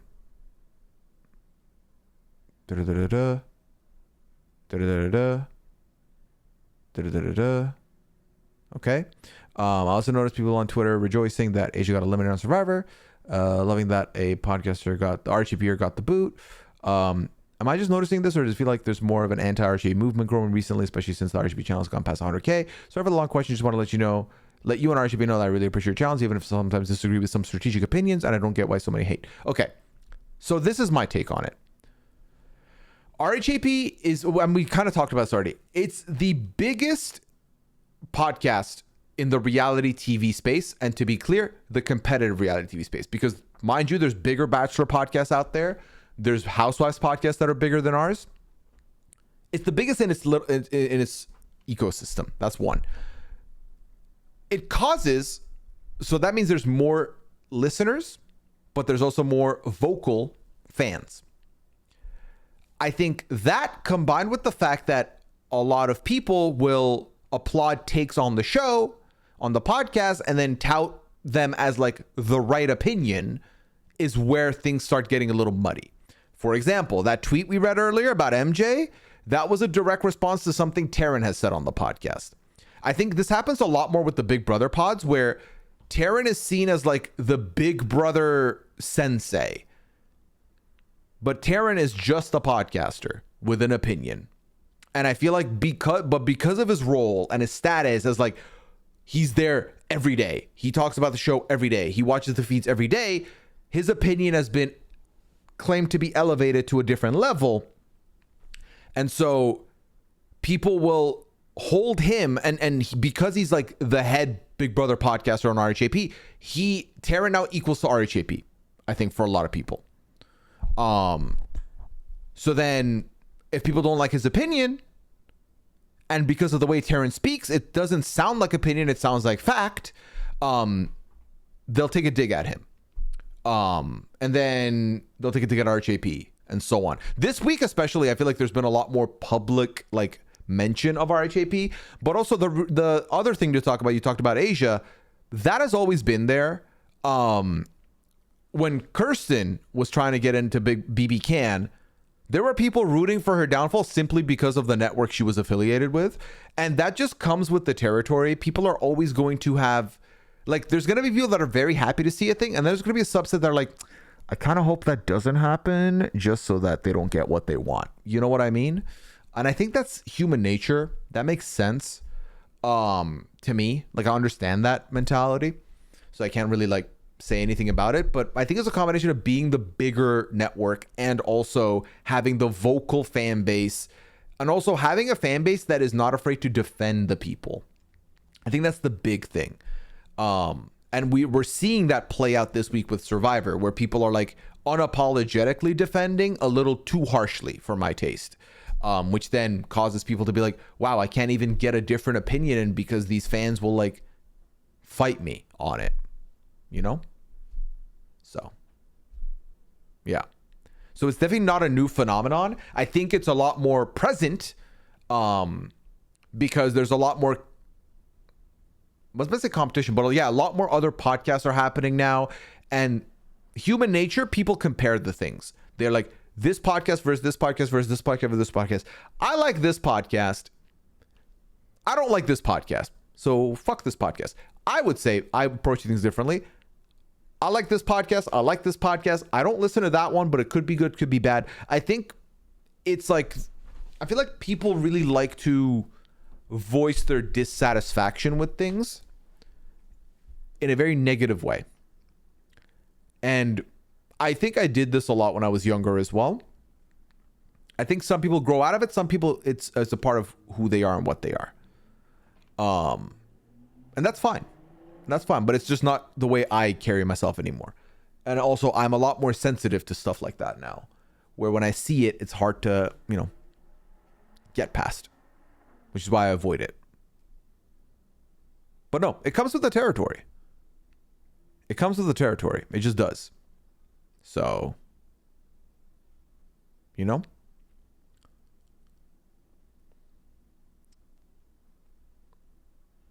Lavina, welcome in. Hope you're having a good night, Lavina. Welcome, welcome, welcome, friend. How you doing? I don't get the hater energy. The world out there is dark enough. Channel your spirit into something positive. Melissa, that's my thing as well. Like, we are at a day and age, there's so much TV out there. There's so much music out there. There's so many movies coming out weekly. There's so many podcasts. There are podcasts that are spin-off of other podcasts. There are more podcasts today than there were ever before. If something isn't for me, I'll just move. I think people just spend way too much time carrying hate and energy for stuff, and I don't think it's necessary. And I think obviously it's always easier to throw, like, no one's gonna punch down or shouldn't punch down, but I think some people find it very easy to punch like upwards. And again, I'm not saying that we are the best. I'm very proud of the work I do at RHAP. And I personally really like RHAP. But I also recognize that it's not made for, like, not everyone's going to like it, and that's fine. Not everyone's going to vibe with my energy. That's fine. Not everyone's going to vibe with this person's energy, and that's fine. To be universally accepted is a very hard thing, and that's not going to be the way it is, especially, again, with so many options now. It's just impossible. But I think some people, they would like to spend their energy on stuff like this, and that's okay, but this is not the way I would do it. But you know.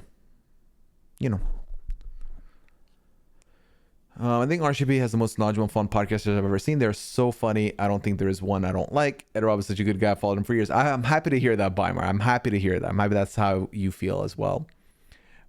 Just like what you like, and don't hate what you don't. Exactly. Like, I will say I don't like a thing. I won't say I absolutely hate that thing unless that thing is what's that thing I don't like? Celery. I don't like celery. I fucking hate it. So, you know, it's fine. Pooya's polite and as kind, but I'm not. Know that. Lavina, you are so mistaken. You are so lovely. Maybe you're just lovely to me, but to me you're lovely.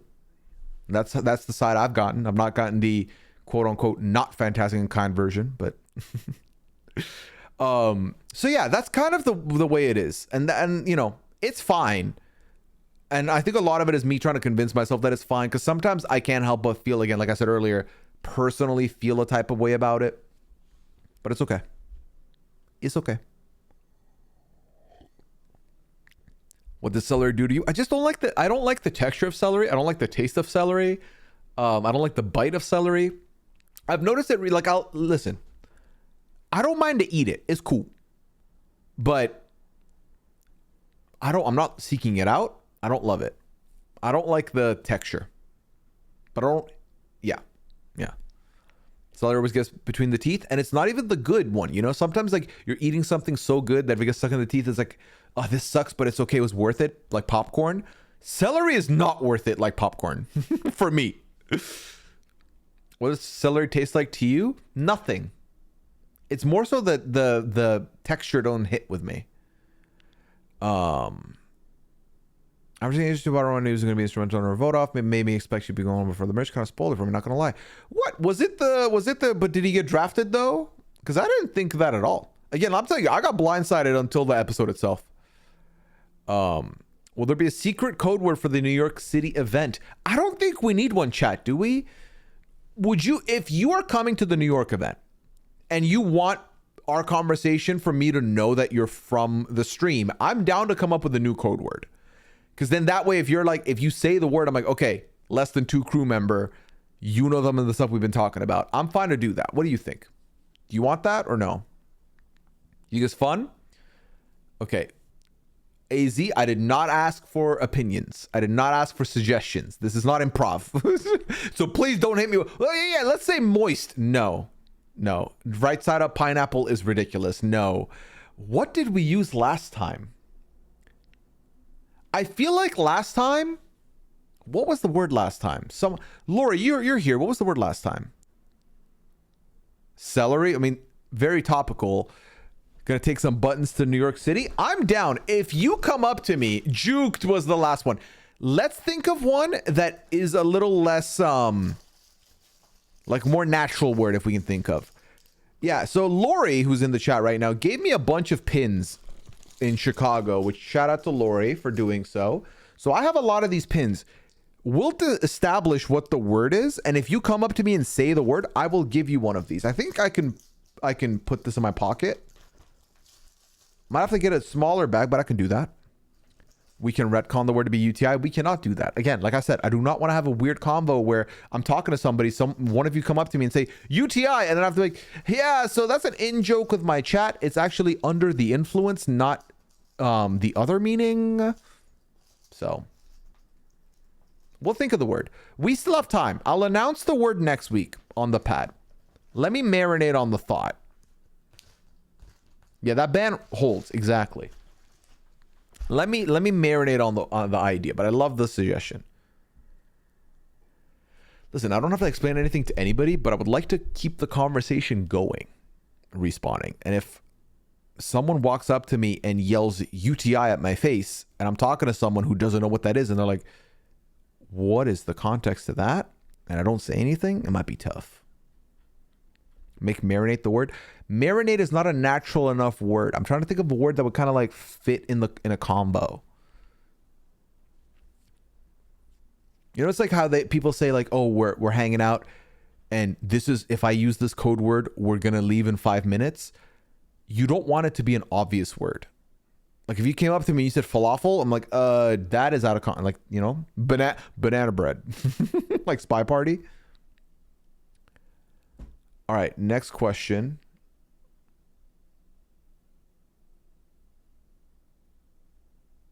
Is how many seasons of Jet Lag have you watched? I think 2. 2 and then some individual. You just got to use it in Among Us. You mean Goose Goose? Hey, either or, Melissa. I'll take either or. Survivor's too broad. For a Survivor live event, I feel like it doesn't work. I like the idea of Winston for my cat, but...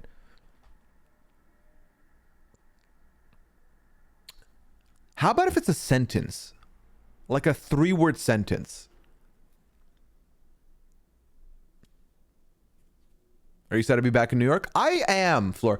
I live close enough that I can go more frequently, but I don't. But every time I've been to New York, I've had a good time. I've enjoyed myself. I don't think I could handle living in New York. And this is coming from a city man. It's too city maybe. I don't know. Do you want pepperoni or pizza like the 901 calls? Yeah, no, not like that. But that's like a little too like perfectly strung in. What about Sup Dog? No, Sup Dog. No. But what about like a I love hoodies? Or like how's Winston doing is a good one. But like what about like so I think I love hoodies because I'm like, well, I know I'm not gonna wear a hoodie. So it's not gonna come up like, oh, I love your hoodie. Say I love hoodies. Celery is awful. Celery is trash. But maybe something like that. Duchess, that is maybe a little too much. Hey, Mr. Gamer, again, too on the nose for a Survivor event, especially for this season.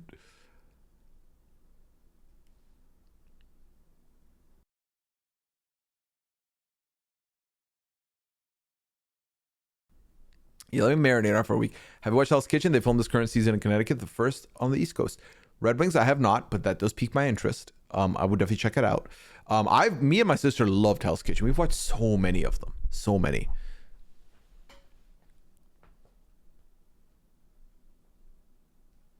What is French? I'm losing. So next question in the form, by the way. I'm losing passion in something I am really interested in. I do this a lot where I will start getting excited about a certain topic or activity and get really into it. Then after a while, lose interest. Does this ever happen to you or anyone in chat? And how do you keep the passion? Oh, it happens, I think, to a lot of people. I'll tell you this for me personally. It's happened to me before. And it's happened with podcasting. It's happened with streaming. And I think lose interest in it is a bit of a stretch. But that feeling is similar where it's a little bit of combination of burnout or just it doesn't hit the same. But for me, it'll be like 1 week and then it's fine again. We're good to go. So it really depends. The way for me, it's just kind of fixed itself. I think giving it the space to breathe is important. Like when I think it was early this year when I had like BB Can, traders, like there was so many things happening at once. I feel like what helped was just after it was done, I just kind of let it breathe for a second. I didn't commit to too many podcasts or too many projects. Just kind of let myself settle. That helped.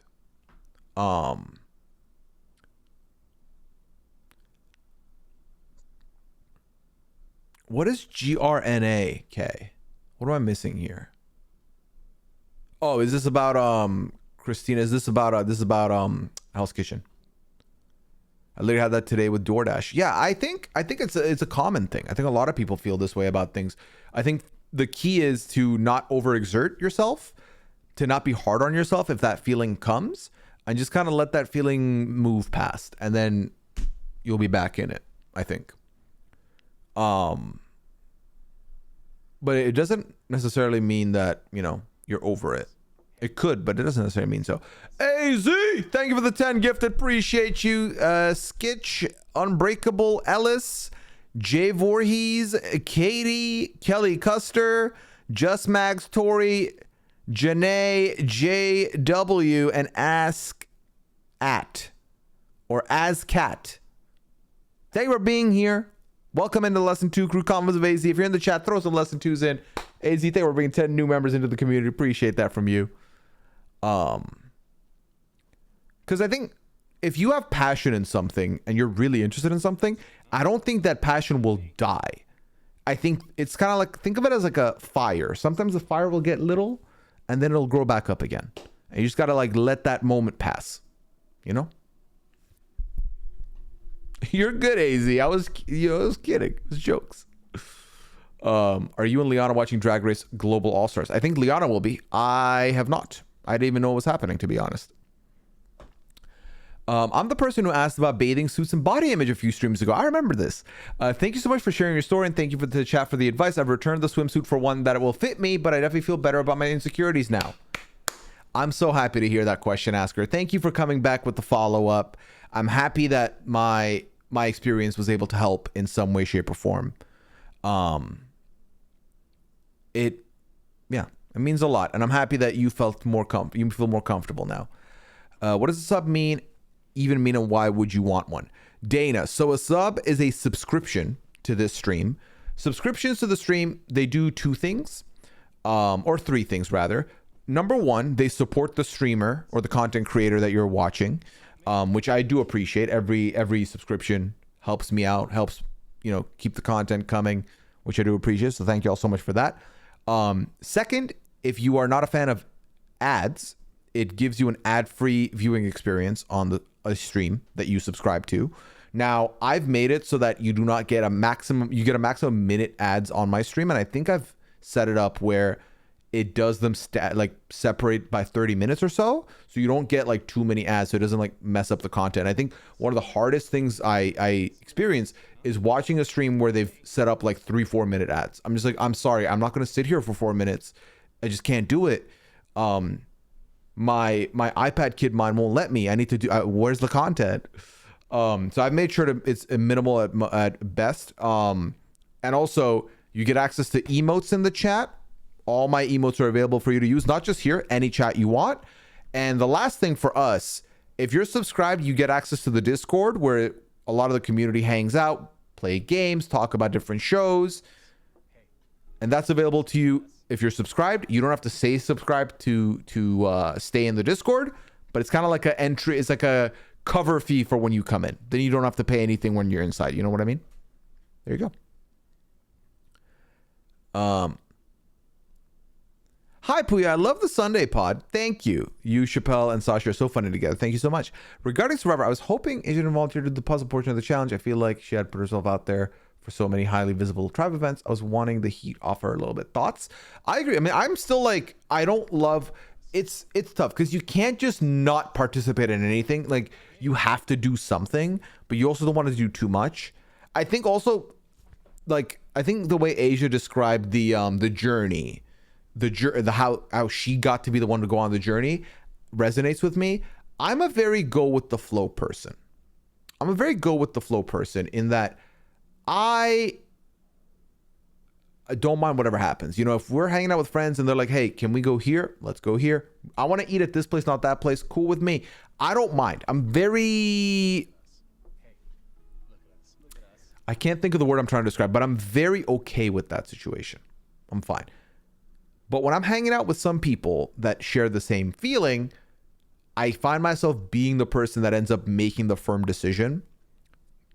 Not for my sake, but for the sake of the group. Because one person being that way or two people being that way, that works. I'm flexible, yes. But if 8 of us are like that, someone has to make the decision. Everyone else said they're fine with it. And I feel like that could have been the situation there. Or the alternative is Rome wants to do it, which in that case is like, I can't have Rome do it. No, thank you. Not for me. So I think that's kind of the other part of it. Hey, crew, in the future, not tonight, can someone help me with the whole Discord thing? Not tonight. Okay. In the future, AZ, just throw the bat signal up in the chat. I'm sure if you follow the instruction, you can get there, or one of the mods will help you as well. No worries. I've been watching your YouTube VODs again, watching you play Modded Among Us. Love the YouTube content. Thank you, Christian. I'm happy you're enjoying the content. It'll live there forever, and new ones will be added in periodically as well. And Lori, thank you for the compliment. I'm happy to be your favorite streamer. I don't have to be your favorite streamer, chat, but if you enjoy the content and I'm in your top 10, I'll take it. If I'm in your top 20, as long as you enjoy the content, that's all that matters to me, chat. And you pull up and hang out. I love it. Kind of like when you're trying to figure out what to eat with a group. Exactly. Next code. That's the exact thing. I've had conversations where it's like everyone's cool with whatever, but it's like, well, shit, one of us needs to say what that whatever is so we can do that. You know what I mean? Someone needs to do it and I'll just do it. I'm fine. But you know, what if you're in our top 5, but we don't enjoy the content? It'd be weird. I would assume if I'm in your top 5, you like the stuff I'm doing. But then use the feedback form and give me suggestions for what you would like for me to do. Exclamation feedback for that form. It's a separate form than the form from tonight. That's what I would say. Or yeah, let me know in real time if there's something you like or not like. If we are ranking streamers, you're definitely on the list of streamers I can name. Well, I thank you, Sam. I appreciate it. Next question. Some clips of patron-only shows have been circulating. BB Twitter. Do you know if there's some kind of claim to be made towards them? Unfortunately not. The nature of patron shows or like behind the paywall content is that people always, you know, ask for people not to circulate them. But the reality is you can't stop people from doing so. Now, I think the clip in mind that's being in conversation right now is from the BB Q&A, which by its nature is not behind the paywall from the jump. It's available for anybody to watch while it's live, and then the link gets hidden. So even if you click on the video and then come back to it later, it's in your watch history, so you can still access it kind of thing. So that can't be, there's not much that can be done. But I've also seen clips from like the slop being circulated. I mean, the reality is when there's a big group, like RHAP, we just discussed how big it is. There's always going to be one or two people that are going to be clipping stuff, and there's nothing you can do around it, you know? Ms. Marshall says, didn't sound like Asia. It sounds like Asia didn't volunteer as much as Jeff said. Figure it out on quick. She took one for the team. Right. Which that's typically when you're in the flexible spot, the person that does it isn't volunteering. They're just trying to make a decision so that the team can be happy, which I 100% I've been there in that spot before. Hi Pooya. I started a new job and I want this to go well. Well, good luck early.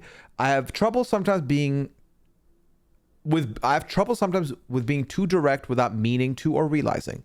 In the past, if all my colleagues had a problem, I was the one to address it, to higher up, and even if I was not bothered by it, because I like to help people, which hasn't always turned out in my favor.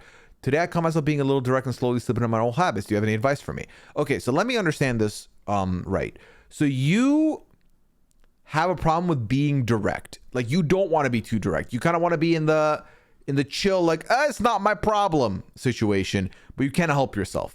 It's kind of like if there's like, let's say for example, this is hanging on, this is going to fall. I can't do this as an example.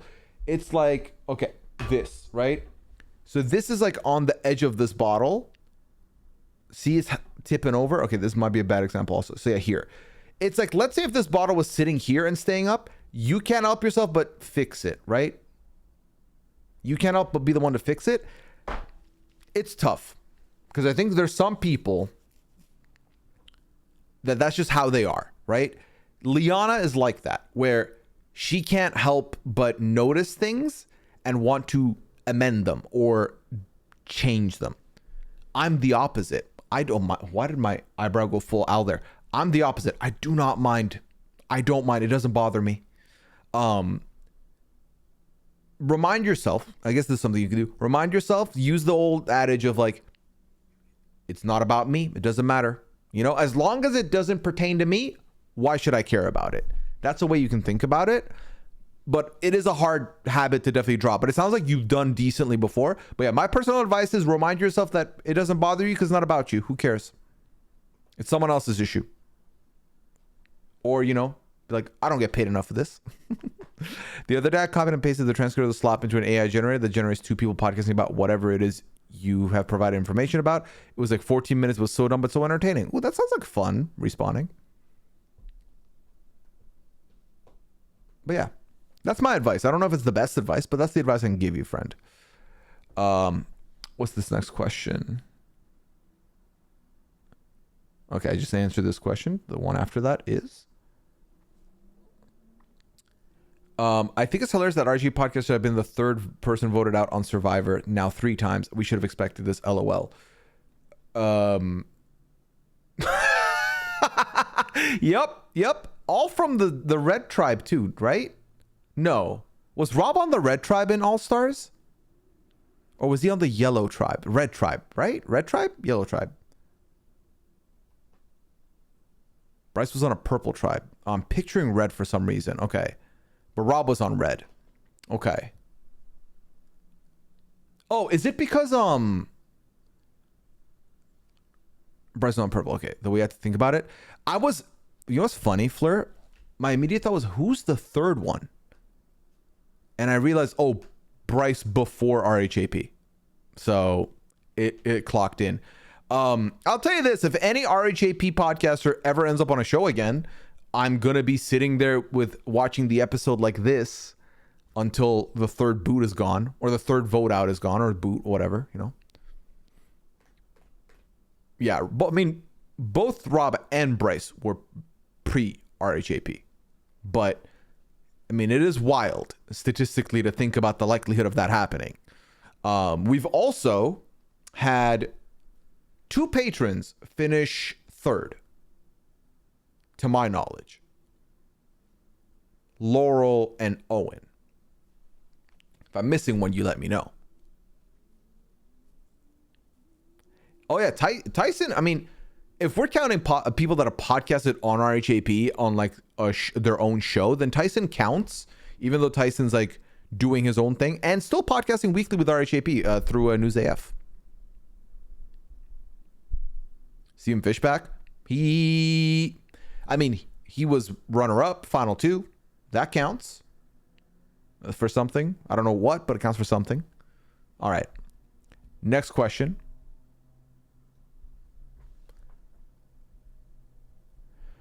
MJ's HOH run when Leah was gone remains one of the worst for me. She literally got rid of people who were closer to her than they were to Chelsea. It was not an ideal move for her to make in a position of her coming into double, especially since she was the threat up to that point before Kimo and Rubina started to shift that perception to Chelsea. She straight up needed lucky comp results to get as far as she can in the game.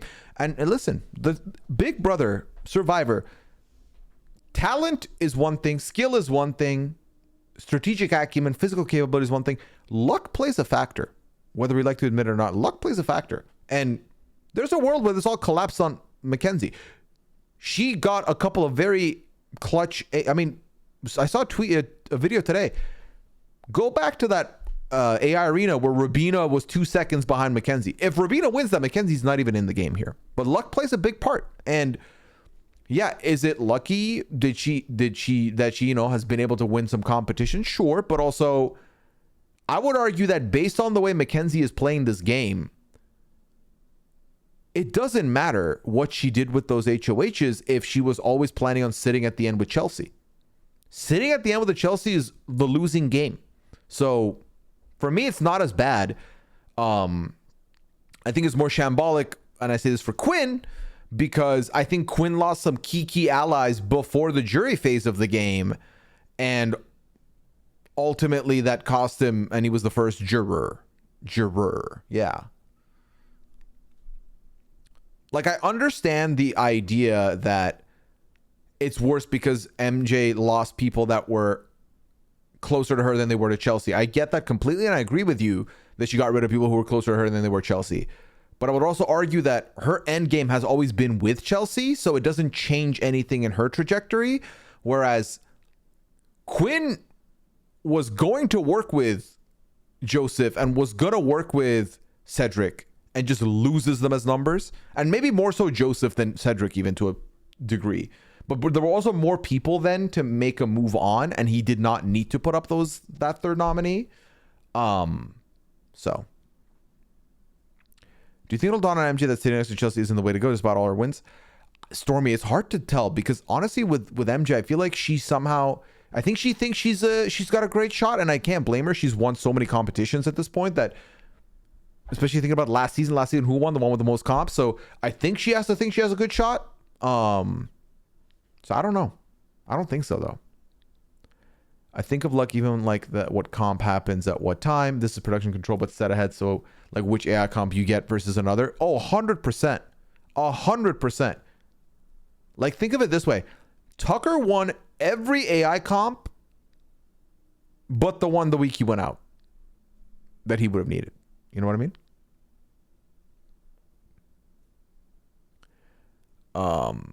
I remember I'd hop on just to comment on whatever hat Tyson was wearing. Usually it was a Salt Lake minor league baseball cap on a separate YouTube channel. Yeah, he does. Listen, News AF has his own YouTube channel now. This is true. It's got a separate one. It's still happening every week though.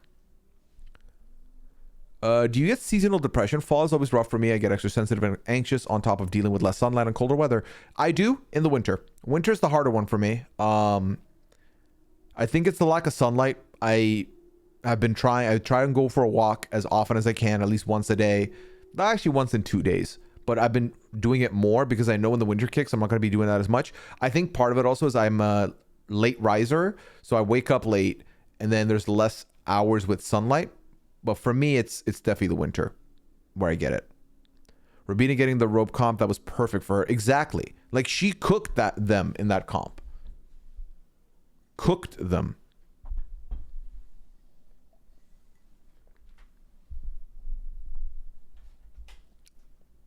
All right, Joe, we're about to catch up on the question. This is the last question in the form as of right now.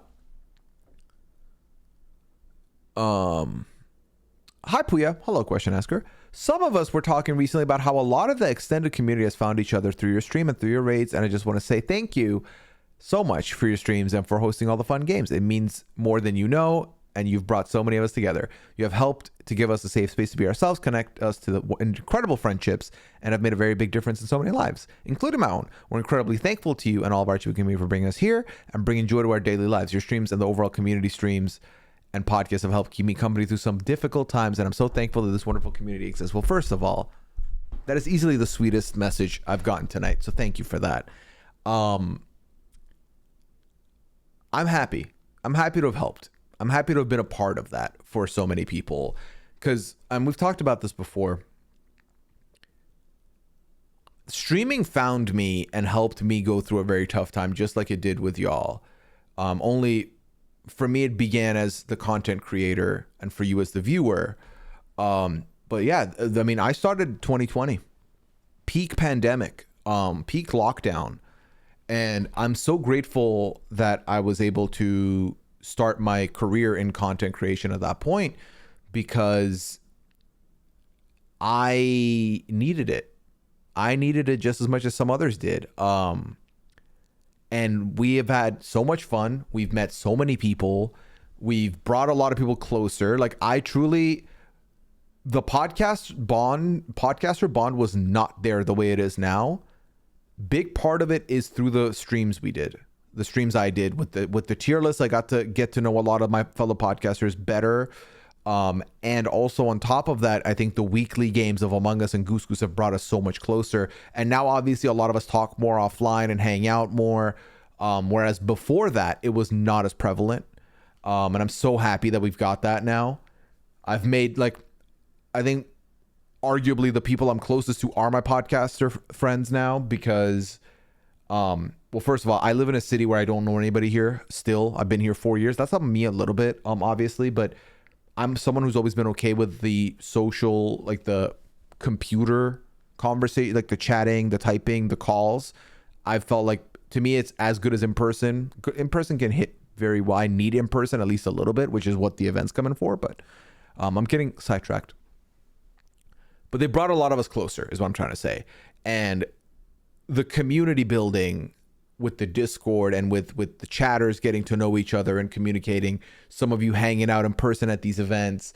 Or for me, one of the things that brings me a lot of joy is knowing that the community is doing its own thing and having fun without me being there, which sounds weird. It sounds like, I don't know what it sounds like, but what I'm trying to describe is, when I go into the Discord and I see people hanging out on a Tuesday night, playing games or planning watch parties with each other, watching, like tonight, there were some people watching The Circle, some were watching Love is Blind.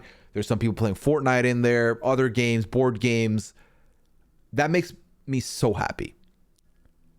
Not just because people are having a good time, but because the space I have provided is deemed comfortable and safe for people to do that in. Because very easily, people can just dip out after a little bit. But I'm happy that you continue to use the space and you enjoy the space. And our community has been so kind. I feel like when people come in, they're like, what does this, Dana. So right now, Dana, welcome in. Dana says, what do the less than twos mean? Chat's always been so good with just being welcoming. If someone's like, what does that inside joke mean? I'm here new. People will explain it immediately. No judgment. Whether you've been here from day one or whatever this day is, you're welcome here. And I'm happy that we've provided the space for that. I really am. So the less than twos, Dana. So what happened was, when I started streaming, I was not an affiliate on Twitch. So in order to have emotes or subscriptions on Twitch, you need to be a monetized account, which would be either an affiliate or a Twitch partner. I'm now a Twitch partner, but for the first 6 months of me streaming, I was living in the States, but I did not have my work permit stuff, so I couldn't monetize the stream. And so I didn't have any emotes or emojis, if you will. And the less than two kind of became an informal one, because you can just type that on your keyboard and you don't need to have an emote for it. And then it's basically, I would say now it translates to, it's our version of a less than three. It's our version of a heart. It's kind of like the symbol of what I think the stream encompasses, which is support, care, kindness. Yeah. And also it's pretty sick that it also is less than 2 equals 1, and we are number 1. Or that's when I'm in my arrogant or cocky era. I'm like, it's because we're number 1, but that's really what it means. So, yeah. All right, what is I can't have this be the music right now. I don't want to cry at the club. All right, we'll leave it at this for now. But yeah, that's the origin story for that. But I'm happy because it really everything has come together. This has been a great space. In my 4 years of streaming, I'm happy to say that we've had like 98% everything's been great and positive and good. And you know, a lot of the podcasters, obviously we get our start on RHAP. Some of us have carved our own thing, and this was me. This felt like my thing. Not RHAP. This is Pooya. Tier lists were Pooya. Among Us, Pooya. Like I was making my own space, my own content, having guests come in, getting to know them better. But at the end of the day, I'm in charge of the entire programming. I'm in charge of the creative vision, and I needed that in my life. I felt like I didn't have that. Earlier, someone talked about they have passion for something they're really interested in. They feel like they're losing it. Up until 2020, I didn't have passion for anything like that. My passion was, family, friends. I care about them the most. That's what I care about. I didn't have anything for me. I didn't have a direction. Work was just a means to an end. I didn't have a creative output. I didn't have a work passion. No passion like that. And streaming brought that out of me. Now I have all these podcasts that I have passion for. I have these streams that I have passion for. And I want you to know this. When I tell you that I really want to do an extra stream, I want to do more streams, not just 2. I promise you it's not filling hot air. I'm not lying to you. I really want to keep doing this. I want to do this more, and I want to do this better. I want to improve on it. Time management is something I suffer from or with. I'm very bad at time management, and I've been getting better. And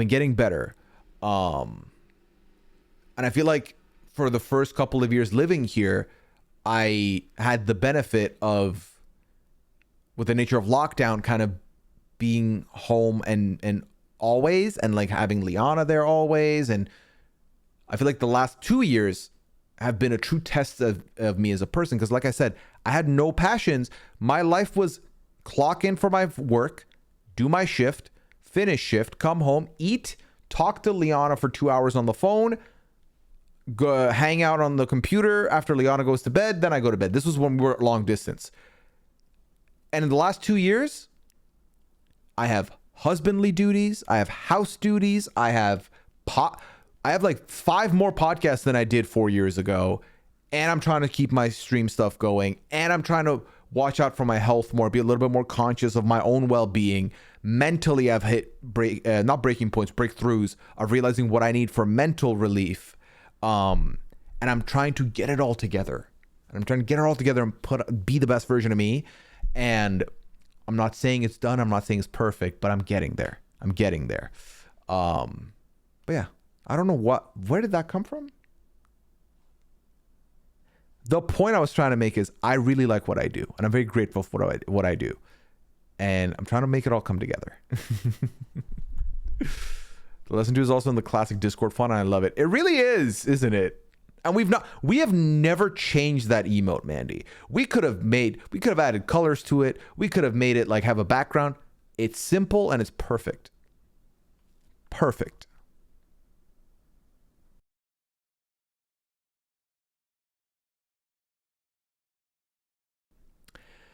The extended RGB community was huge for my mental health and social life during a huge turning point in my life. I need to be more present in the Discord again, but it also helped me branch out and have more actual IRL friends, which is perfect, McKenna. I'm happy to hear that. And that's the beauty of the space we have, which is, we have people that are here a lot more often. We have people that are like present very actively in the Discord. And then we have people that will leave for like a month, come back. The beauty of this setup is that it's always here. Your content, the Friday content, always there. Sunday content, always there. Discord, always there. So if you ever want to come back, open arms. Baby, welcome back in. Happy to see you. Hope you've been doing well, you know?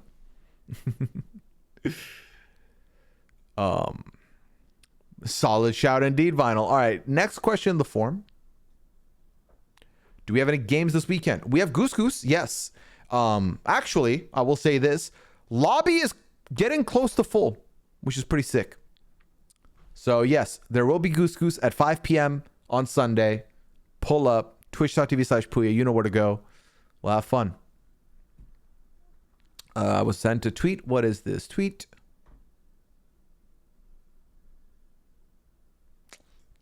Yes, it is very funny. Are you interested in the Twitch Partner Plus program and how can we help?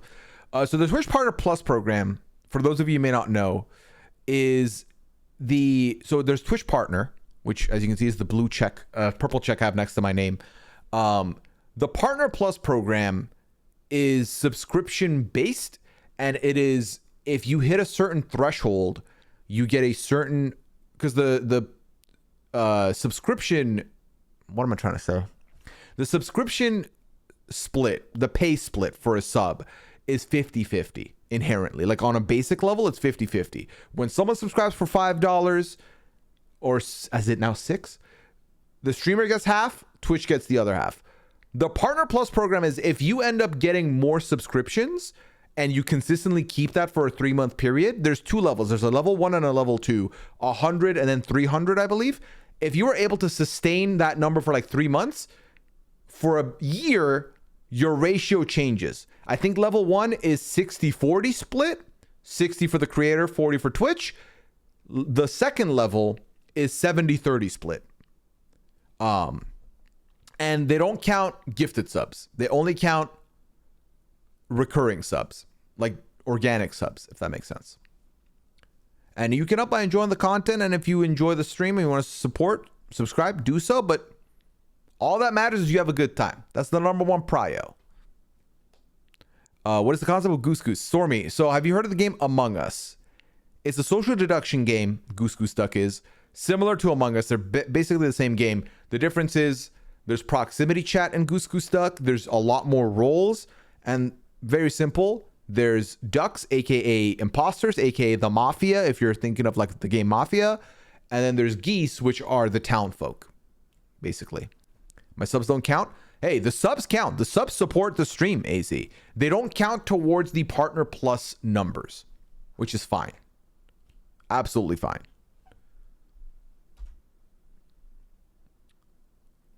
All right, I'm fully caught up to the questions now.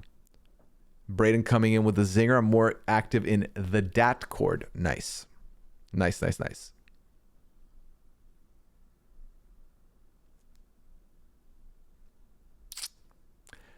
So chat, while I'm waiting for more questions potentially, again, the stream is sponsored by the lovely people at Factor. If you're interested in getting your own meal kit delivered to you, not only meal kit, prepared meals delivered to you, easy microwave in and out to consume, go ahead and use my link for 50% off your first Factor box and 20% off the next month's box.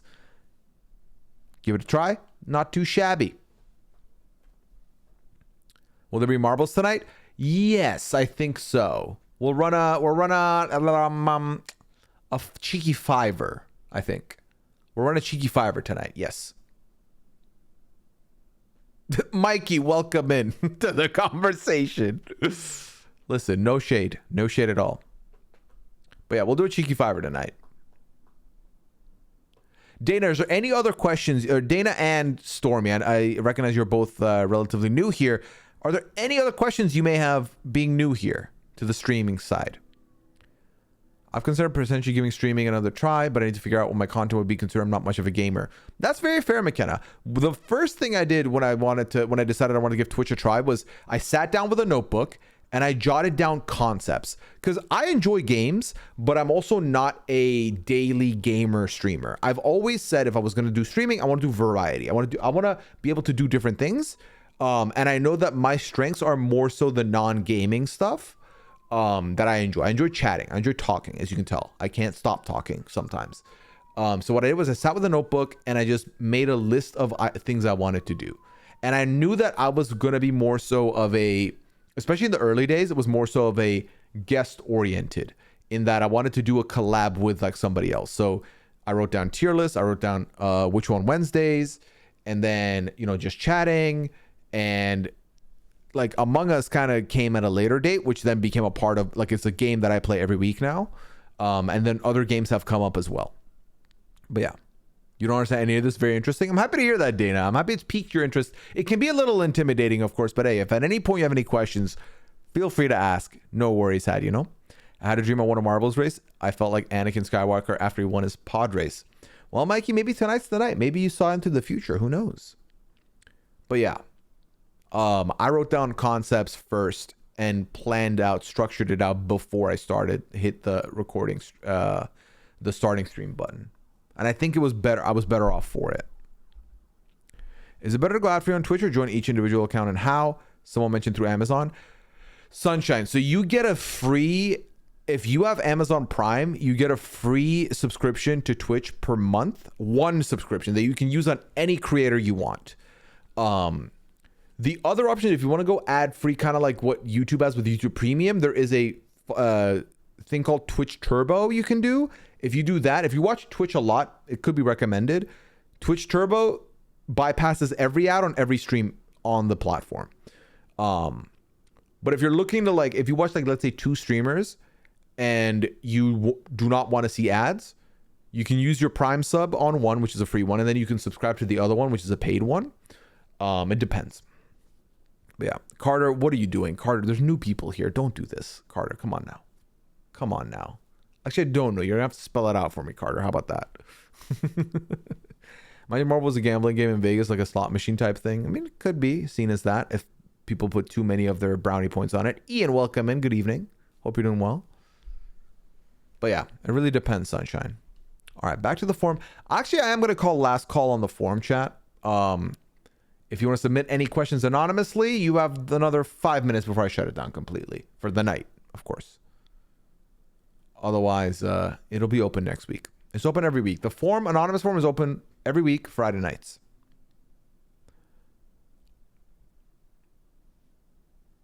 All right, next question is... Ooh, circle conversation.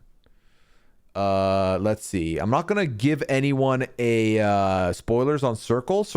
I feel like Survivor, I'm a lot more willing to do the spoiler hand because it's a lot more of you that have watched it. Circle, it's less of the audience, so I'm not gonna alienate a majority here, but I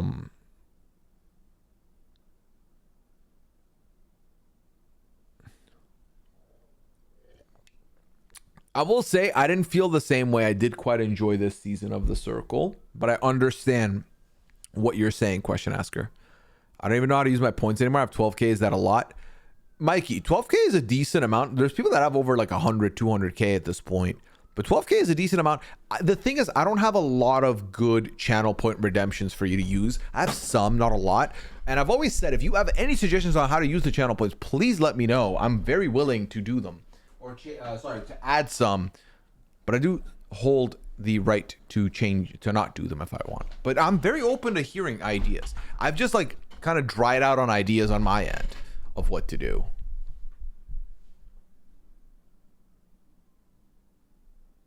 Yeah, see a lot of 100+ Kers in the chat. Cool.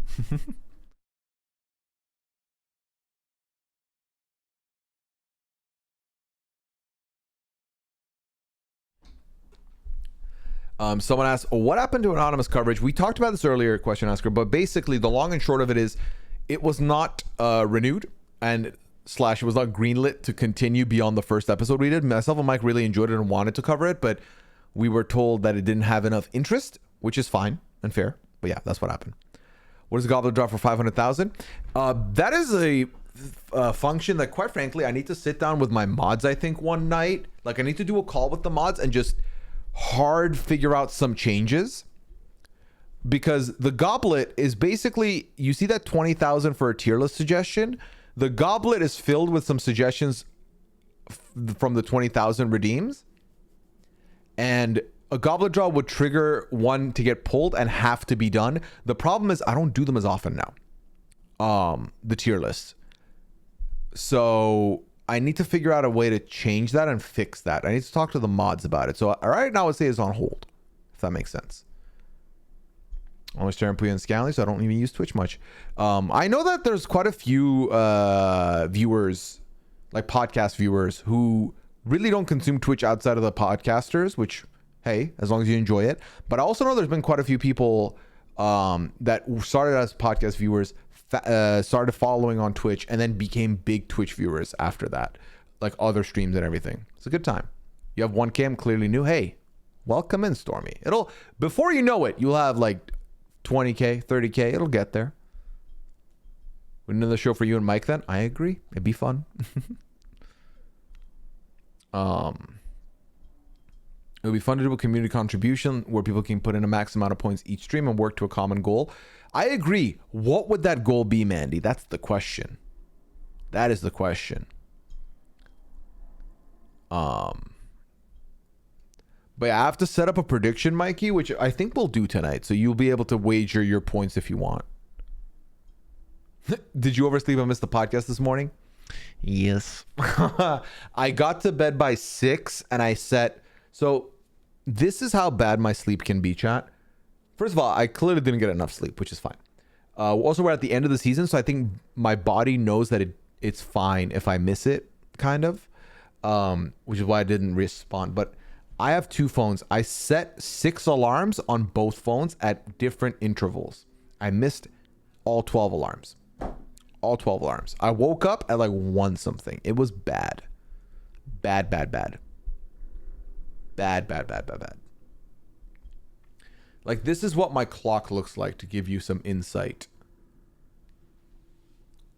These are all the alarms I'll toggle on for the most part. I have alarms as late as 12:15 for like the days I sleep in. And then I have alarms starting at 9 at different intervals. I don't turn all of them on because that is ridiculous. I don't need 3 hours of alarms to go off, but I'll turn on like 5 or 6 at a time for depending on which time I need to be awake. YouTube chat was calling you out big time. Shocker. Well, were they calling me out or like, oh, where's Pooya? Or were they being shady? It's fine. It's the last update of the week or the season, the Friday update of the season. We'll be okay. Use a foghorn alarm or get you right up. I was looking into investing in an alarm, one of those alarms that has wheels, and when it's time, it runs away from my room to like the wall and stuff. That would freak me out. Does it worry you that you sleep that hard? Not, it doesn't, because I am a heavy sleeper. I do sleep. Like, when I'm asleep, I'm asleep. Like, that's why I can sleep during the day, no problem, because noises don't bother me. I don't mind it. I don't think it's a concerning thing. I also know it's because I have unhealthy sleeping habits. Like, I sleep very late, which is an issue. You know? A little both. I saw someone say it was a once a season tradition now. Hey, if I'm allowed the one, we'll take it. Mama virus, what do you mean apparently so? Don't say this.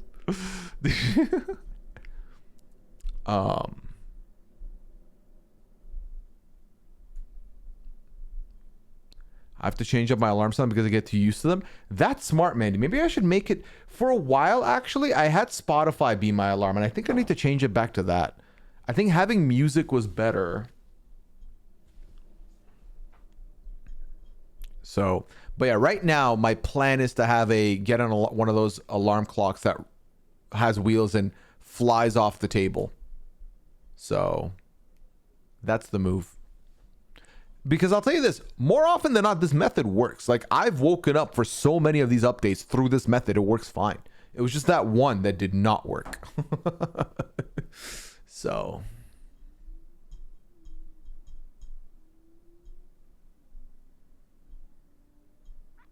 Music waking me up sends me right into fight or flight. Actually, you know what's happened generally is that I've had it on music before. And I've had a couple instances where the music ends up blending into my dreams and I don't recognize that it's my alarm. I'm just like, oh, it's like a dream. So it's a sound, it's got a soundtrack on it, you know? 1 or 12? 1 or 12 what, Mama Virus? I play Pokemon Sleep and it motivates me to stay awake to see what Pokemon I've gathered in the night. I think what I need to do is I need to stop with the phone when I get into bed. I need to put the phone aside. I just sleep. All right. And with that, the forum is closed for tonight. Oh, stay awake after the alarm. Gotcha. But yeah. All right, chat. We're about to do a switch up. If those of you that are new, so this is what the stream is every Friday night. So if you want to stream where you get to talk to me directly, we get to answer some questions together anonymously or otherwise, talk about my week, this is the stream for you. Every Friday I've been doing this. I think I've missed maybe a total of a handful, maybe like 4 or 5 Fridays since 2020. 10 p.m. Eastern. We're here every Friday.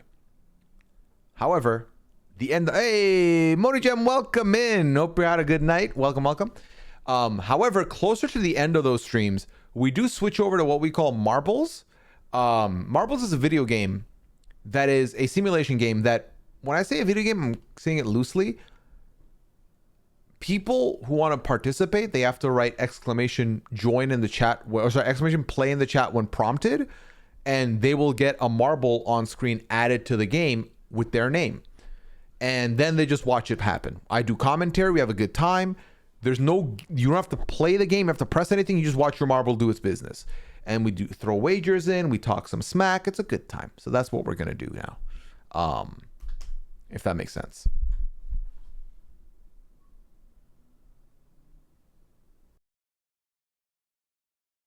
Struggling to enjoy the live feeds? Moni, it might be time to tap out of the live feed game. We are at that point of the season now where the comps decide all, and now you just got to wait it out. So that makes sense. Marvel's is the best video game since Grand Theft Auto. Mikey Myers' review of Marvel's. Damn, that is high praise. I'm very excited for Grand Theft Auto 6. All right, chat. We're going to do a cheeky fiver. It's 9 more days exactly. And then the season's over. And honestly, I saw someone tweet this. For the first time in a decade? It's been a while anyway. We have basically Big Brother off season for 8 months. Because we don't even have BB Can anymore at that point. And I know a lot of people fell off of BB Can because of the no feeds thing. But like, no Big Brother at all. So it's going to be a long off season for Big Brother fans. All right, chat. It's time. Let's get into it. It's marbles o'clock. What about a cheeky fiver for a code word? Mandy, can you elaborate what you mean? Because I have a feeling I'm not going to like what you mean, but tell me. Dry spell indeed, Moni. It's going to be very much a dry spell. For the NYC show? So what? So the winner, like first place, gets to decide what the code word is? Am I allowed to veto their suggestion?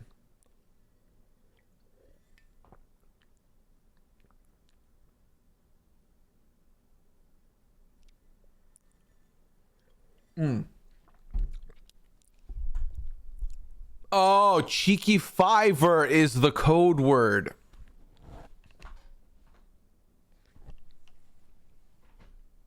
Can you tell I've been awake since 1 p.m.? I wish we could get some horror themed comps on BB26. It's October CBS. Whatever happened to the Nether Gorgon? Wasn't that a horror comp we got once upon a time? But that was also like the second week of the season. Where's Marbles? There we go. I know. That's why I said it that way, Mandy. I can't even claim to be sleepless. I woke up very late today. Well, I say I woke up really late. Think about it though. I slept 5 hours. I slept 5 hours only. So technically it's not a lot of sleep. But I've not been awake that long. It's only been 12 hours of being awake. Do we think Endgame's gonna be like usual comps? No idea, Sunshine. We'll see. I'm curious what the have we gotten any inkling as to what the comps were last night and today? And whose fault is that? Mine. I'm not blaming anybody. Taylor Carter shot that one of these final comps will be Houseguest putting an end to Ainsley. Maybe that'll be horror adjacent. Honestly, that is a great shot to make. Ainsley will get, after they made us watch Janky get murdered, I have a feeling that Taylor is onto something there. I think she nailed it. It might be a 3-parter where the second part of the HOH like kills Ainsley or something. I don't know. All right, chat. We're gonna switch into marbles now.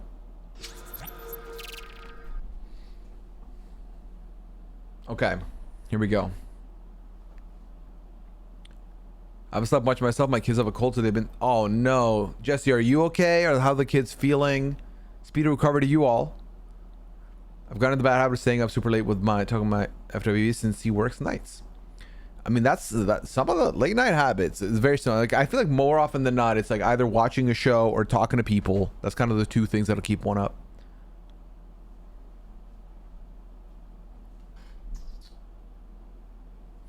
All right, chat. Let's get into it. We're doing a cheeky fiver.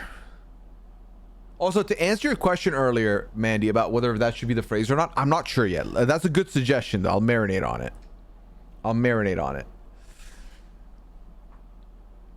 America tells all pods have been crushing it. It's been so good. That's awesome to hear, Mandy. I'm so happy that we're continuing to grow on the network, and we have new podcasters coming into the scene and crushing it. And I say this, obviously, we all are all familiar with America, but seeing America succeed in the space is awesome. All right, we do. Shut up, Drake. All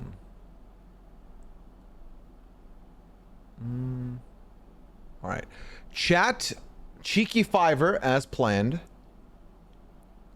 Community maps. Now, mods, let's run the wager of top 20 or not. I think that's the right move. And then the other thing is the top 5 will be getting a VIP badge. That's the stuff, okay? Them's the plans. I was a little surprised to hear American Rangers both say the T is that we aren't getting Reindeer Games 2 this winter. Oh, allegedly. That kind of surprises me. Like, I understand wanting to keep it special, maybe, but maybe if it's every 2 years, I don't mind it, you know? Kind of like a half Olympics distance would be a shout. But I thought it was a free success for them.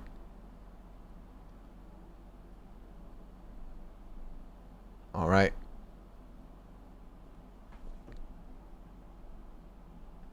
I want America to succeed in every space, and I think she is. Christmas is canceled. Exactly. I would have watched The Golden Bachelor, but I watched her pod with Taylor, and I'm kind of watching the show because of it. Don't you love when that happens, Mandy? Oh, you wouldn't have watched. Not I would watch. Wouldn't have watched. Yeah, don't you love when that happens, though?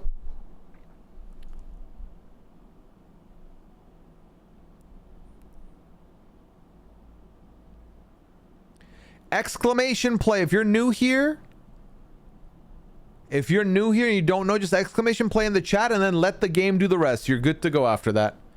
The perk I offer is if you are in the top 5 after all the races are complete, you get a VIP badge. The VIP badge does not do anything special, but it will make you feel a little special, and then you can talk some smack to the non-VIPs. And by that, I don't mean like don't be mean to the other non-VIPs, but it's kind of like a, yeah, that's right, I was here for the marbles and I did really good as well. I like to think of the VIP badges at this point an indicator of who comes to the pad and who enjoys the pad.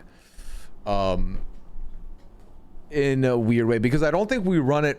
I don't think I've offered up VIP badges in any other instance. Just this Friday nights.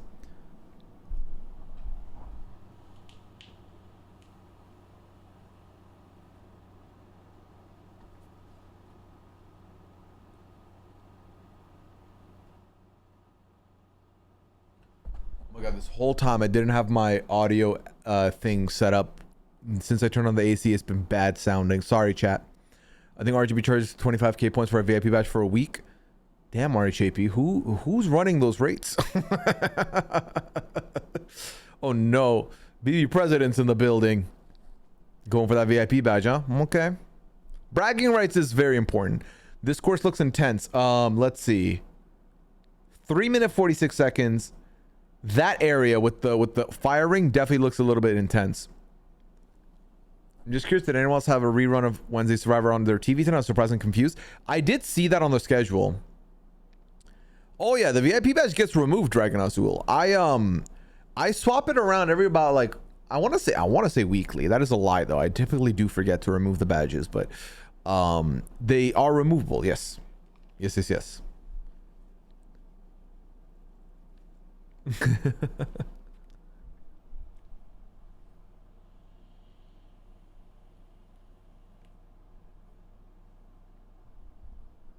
Is the music audio fine, chat, or you want it a little louder? You tell me. I'll shoot for being a VIP for now. Hey, there we go. Good luck. Oh, we got Miss Americana getting involved. Music's low. Would you like it louder, or are you content? Papaya for okay. Okay.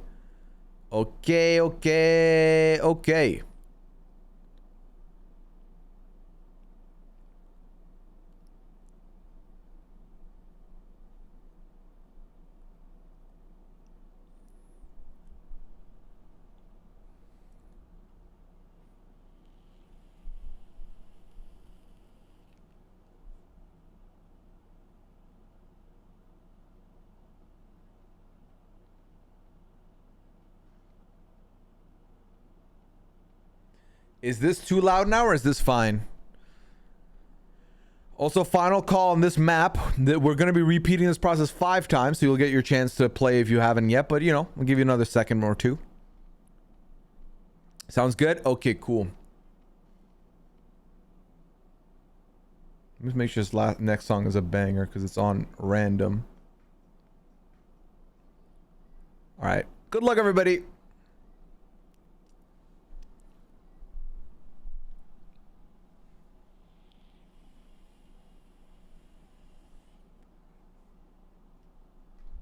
Here we go!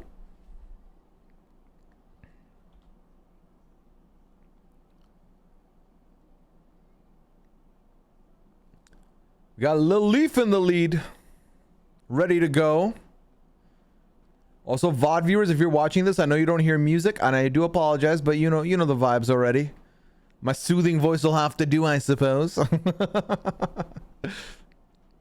If you're watching on the VOD, I know it's because it's late night. You might not be able to access the marbles, but if you ever come to the marbles at night, let me know that you're a VOD viewer that came in to catch marbles.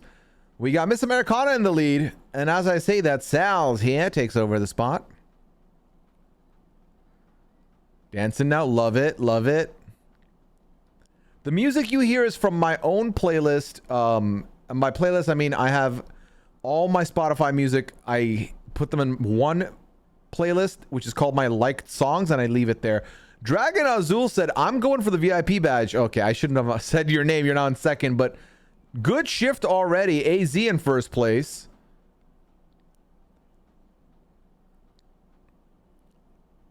AZ keeping the lead so far. Corey takes over the lead here. Carter takes the lead over now. Carter, who earlier used some brownie points to be like, hey, do the thing. Did we run a predictions mods or no? Kind of could be a freebie. People can do their, if we haven't, they can do the predictions based on what they see now. After the first race, they can be a little results oriented. At their own risk, you know? All right, Carter has the lead still. We got quite a bit of a batch here coming in at the top 5. Very close still. You don't see your marble? Hey, it's somewhere out there. So is mine, I guess, somewhere. The track looks like contestants. A lot of them end up looking this way for sure. All right, Carter's still in the lead, kind of closing the, or opening the gap a little bit here. Was that song called Dreamer? I believe so. Melissa, do you want the exact name? I can give you that. Did you hear dogs in there? You heard a dog at the beginning.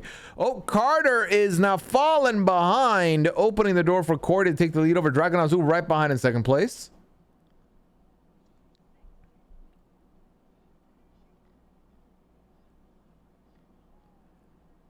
All right, as we're not even close to the end of the race by the looks of it, I feel like. Actually, no, I can see the finish line. Never mind.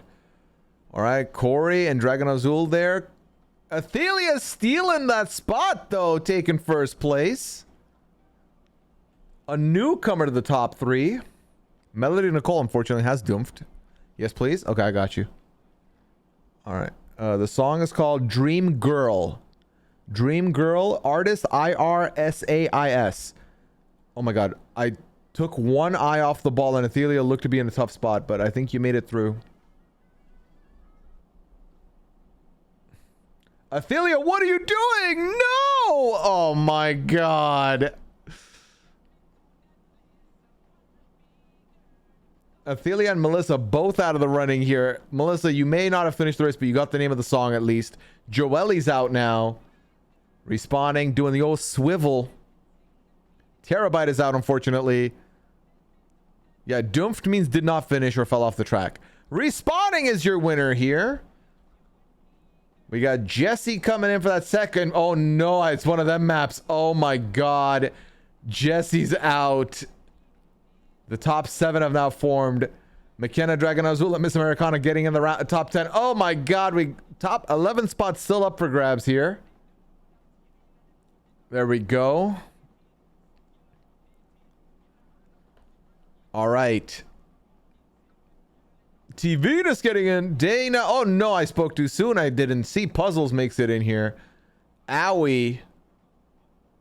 No ow cheer. You got it done. Forval though. Big ow. Jen ow. Chalet ow. Carlos misses it by a little bit here. Christine makes it. What's my marble doing? We're gonna doof, man. Pull it together. Oh, you're stuck, aren't you? No, you're still going. You're still going. Lori, Papaya here. Kim, Honey Badger. Oh, we all dumped. Never mind. Never mind. Did not matter. Did not matter. All right. Congratulations to respawning for the W. I'm going to scroll down so you can see where you placed. Remember, though, these placements are not final. There's still 4 more races and anything can happen. From first to Doomf, Little Leaf. That's that story, though. It happens a lot. Only 24 people completed this race. Brutal race here. 4 more races to go. We repeat it again. So all you got to do now when you see the maps show up, exclamation play once again to get involved. Exclamation play. Let's go.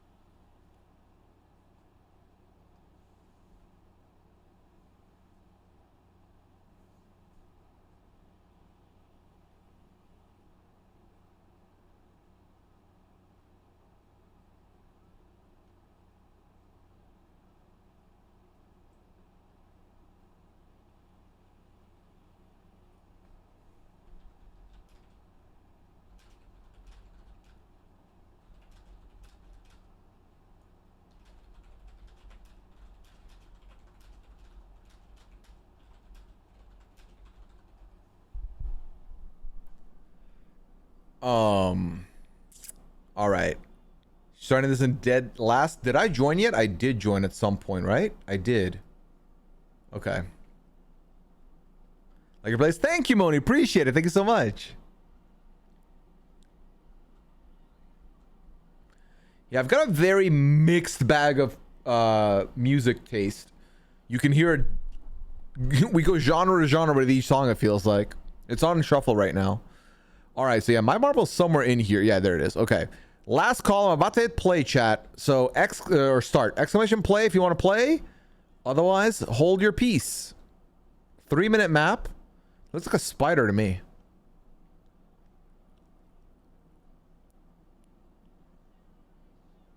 All right, let's do it.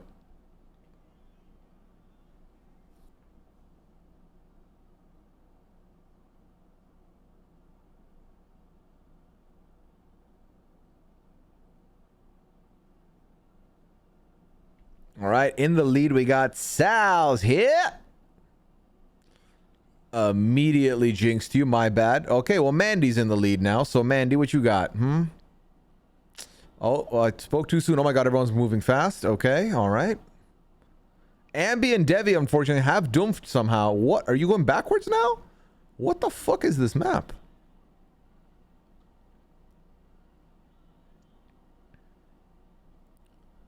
All right. In the lead, we have... Okay, this is not accurate. Who's first one through the tube? First one through the tube is the true leader right now. And that is Forval, who is in the lead. Forval going into this ring of fire and gets stuck, opening the door for Chalet to take the lead over. This map does look sinister. It really does. All right, and now the lead has been given over to Jordan and Dragon Azul, who are battling it out for the top spot. Will they get usurped? Is anyone going to go down to that fire? All right, we got a couple people here. Sunshine, are you stuck there? I think no, Sunshine's moving slowly, but go surely, you know. Brayden has doomfed. Forval jumps over. Oh, we're getting a lot of doomps here. Ooh, Jen with the clean sweep over there. All right. Oh, classic. All right, a lot of people doomfing in the background. Meanwhile, Jen making it look easy going through the abyss, though. I don't see where... Okay, all right. Oh, my God. That was intense. Jen is in the lead. We've already lost 12 people to the doomph. Ooh, Jen's like, I don't want to risk anything here. I don't know which about this. If only should I be concerned? You shouldn't be concerned. I can see why your eyes see that. I see it. I see it. I understand it. All right, we got Jen in first, Corey in second. Stormy, first timer here. Couldn't see the marble earlier. Now in the top 5. Athelia on that redemption hunt. Dell coming in here as well. Forval, Jordan, Jesse. Okay, we got quite a few. Arabin is out. These balls don't do anything, right? No, they're just cosmetic. It doesn't look like they hit your marble at any point. I mean, you could do the Night of the Roxbury Bop for sure. Every time. Oh, this is a very slow ending here. Where's the end? Oh, then we go to this portal. Then where? Over there? Oh my God. Then there's more of this. Oh, we're going to be here a minute, folks. You got to meet Hadaway. How was that, Joelle? Lil Wayne introduced you to the song. In what context, Mikey? Did he sample this song? He may have sampled it, you know. It sounds familiar, maybe.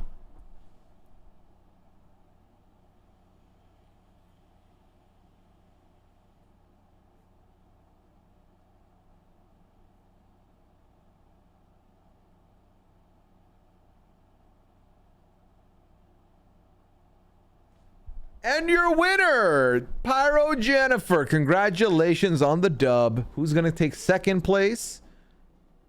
That is the question on everyone's mind right now. And Corey goes up this tube thing. It says Forwell's in second. I don't know where Corey is, actually. This looks like a very long way. Oh, Forwell finished second. Irene third. Oh, it's one of them maps where you can't really follow who's in which spot. Dana in 5th, Corey in 6th, Kim Honey Badger 4th, Stormy finishes top 10 as well. Quite a few new faces in the top 10. Love to see it. Oh, very cool, Julie. I love that.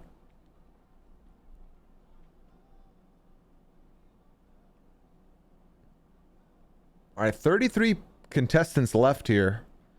Can everyone finish and not get doomfed? That's the question. Although the map finishes in 6 seconds, I don't love those odds. Oh, 5. Okay, of course, I'm one of the 5 that does not make it. Sad to see Lil Leaf once again doomfed again. All right, congratulations to the winner there, Jen, who got it done. Let's scroll down so you can see who finished where. 28 finishers here. A lot of doomfs. 30 doomfs. Can we overcome it next time round? We have 3 more maps to prove it. Let's see.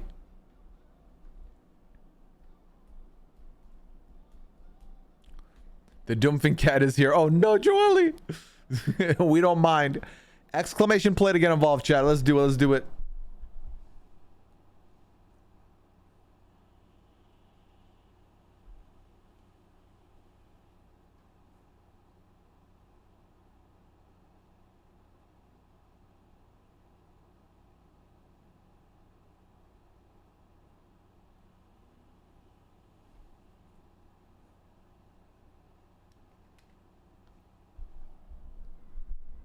Okay. Once we get to 55, I'm going to press play, so 3 more. So if you want to get in or you're waiting, do it now.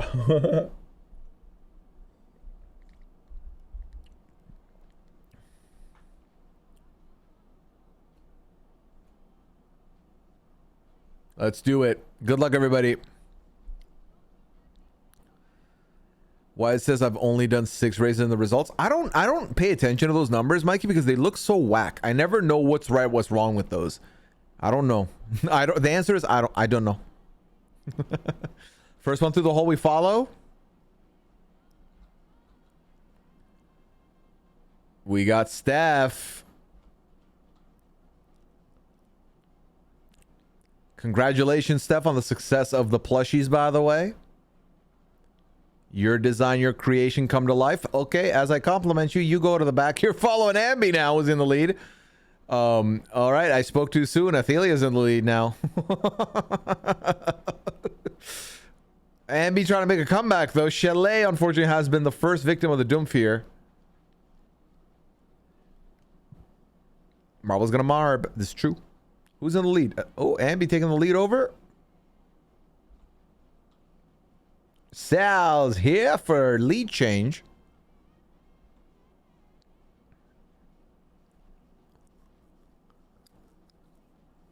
Oh, Sal's gets held back, opening the door for Miss Americana.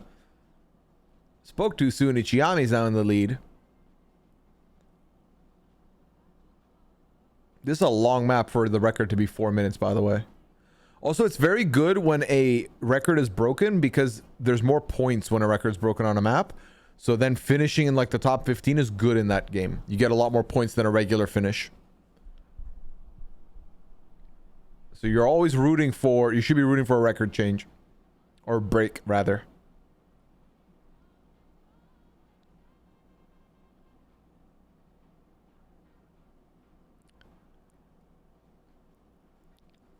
Ishami has had no opposition until this very moment, with AZ taking over the lead.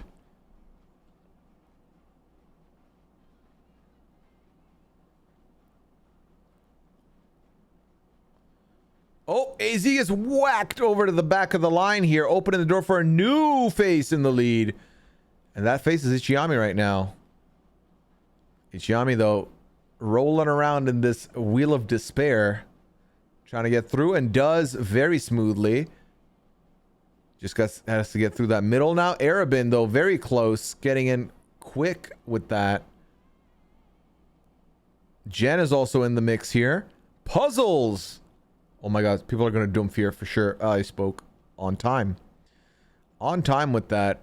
We got Pixie Sticks in the... Nope, not in the lead. Fruit Loops. We got Fruit Loops in the lead.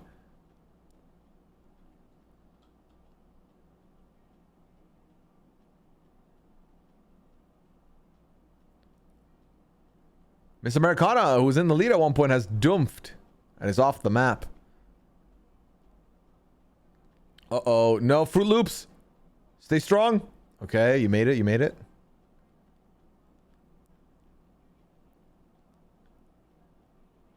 Got the... I'm sorry.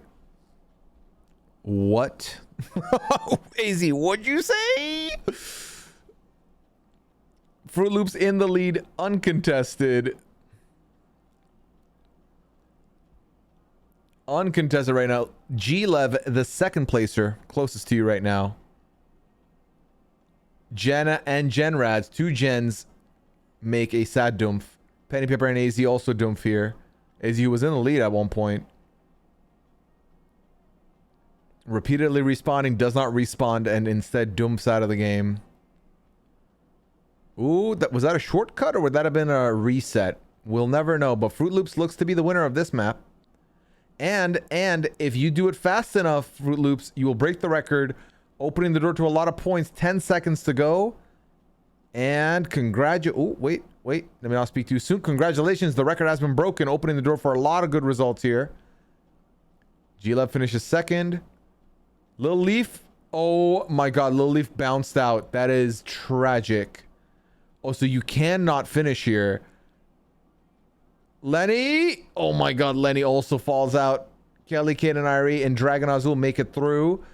Oh, I have a chance of finishing in the top 10. This would be huge, but I need that thingy to be down when I go through. Myself and Corey make it. Wow. Very lucky for me. Unlucky for some of you. Unlucky for some of you, chat. All right. McKenna and Athelia going for that final top 2, top 10 spots. And they both get it done right before.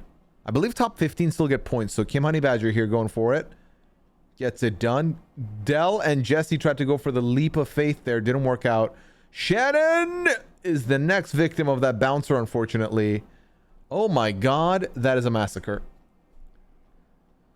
So because less people finished the race and because of the world record, I think this was a huge race for those who finished in the top to get points. And I was right. 11 people finished. A lot of points on the board there for people. Who knows what that's going to mean for us here. We'll see. We go to the next one, chat. On to the next one.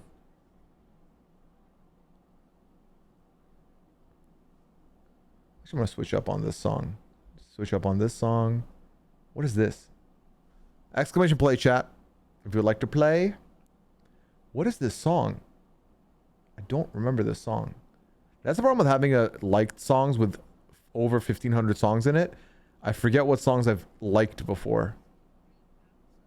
Oh, I remember this song now. Oh, it's going to get very intense soon, I think. It's kind of good for marbles, I think.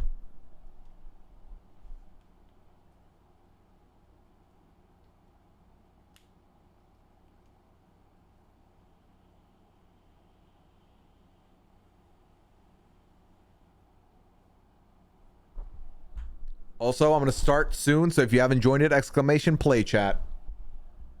Prez hitting you with that plat plat. Has already done play earlier, so you're good.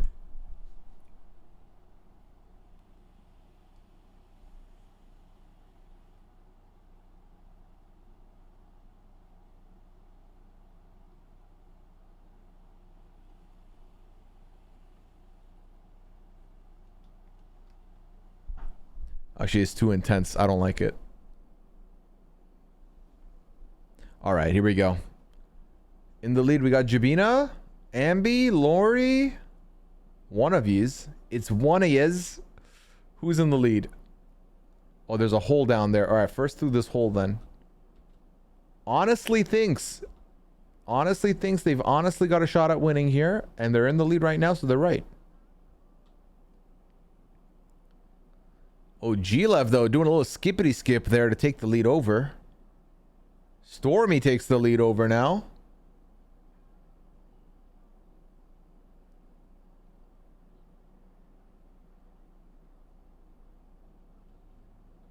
Lenny Berger takes the lead over. Sunshine is back in the lead now. Wow, a lot of lead changes happening early here. Ooh, Lenny could have had a bigger lead there, but now has to share it with T-Vitus and Stormy. BB President taking another hit. Very, very familiar feeling for BB President to be needing a respawn. Or a reboot, if you will. It is what it is. Lenny in the lead now. BB President's marble hitting it plat on the ground. A little splat there. Splat humor.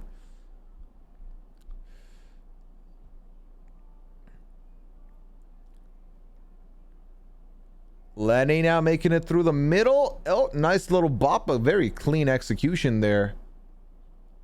Dropping a little crumbs there for making it a little difficult for the others.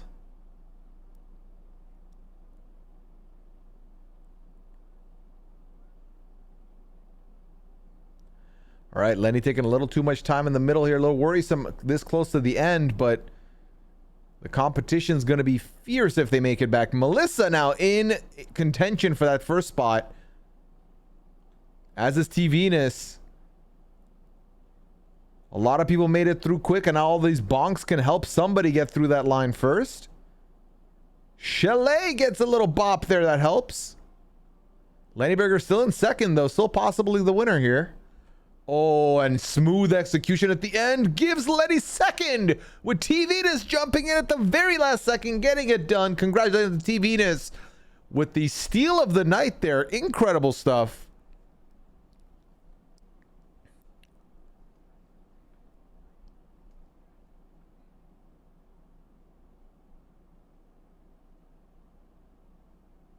Why is my marble at the end, man? Get it together. Where the fuck are you? Oh my god, Del, we're cooked, Del. We're cooked. This is bad news bears. Go on, Del, you got this. Del, you can get it done. It's over for me. Oh my god, Del, I don't know if this is gonna pan out, but I'm supporting it. Y'all, all of you in the middle here, you need to run. Forval makes it out.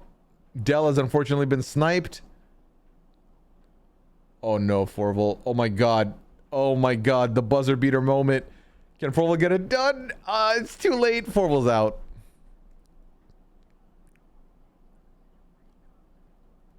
Alright, relax, guy.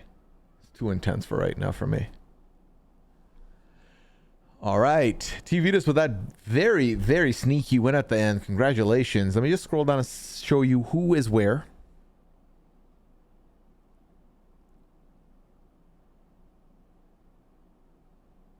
Okay, quite a few finished here. 36 of you finished the race. The rest of us did take a huge dump there. One more race to go.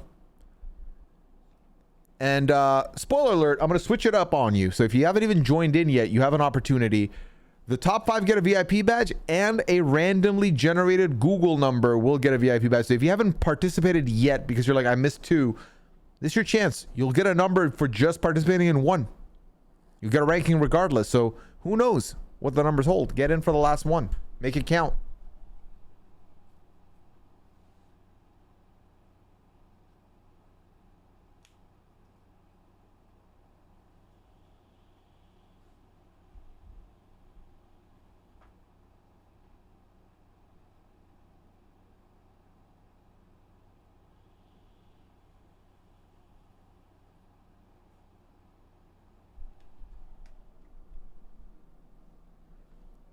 You have to work tomorrow. Oh no, Dragon. What time?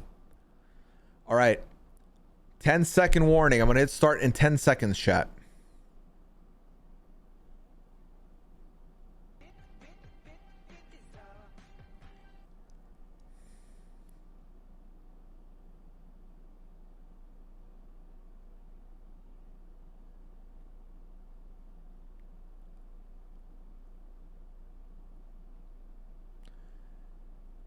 Coer with the first time chat. Thank you for the bit. Appreciate it. Thank you. All right, let's go, chat. Good luck. Last race of the night. Let's make it count. Let's switch up the song one last time. I say one last time. It's probably going to be more than once. No. Yes. Okay, good luck, everybody.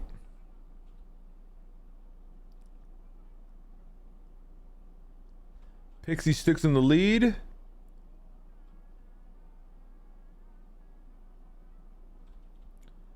What is this contraption, and how did Braden figure it out before the rest of us?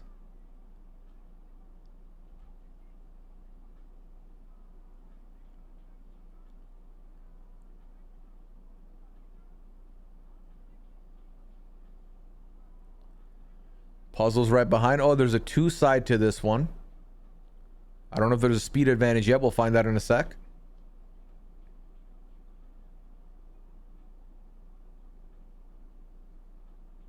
I changed my mind on the song, chat. I'm sorry. Change it on that one. Oh, perfect. This is the song.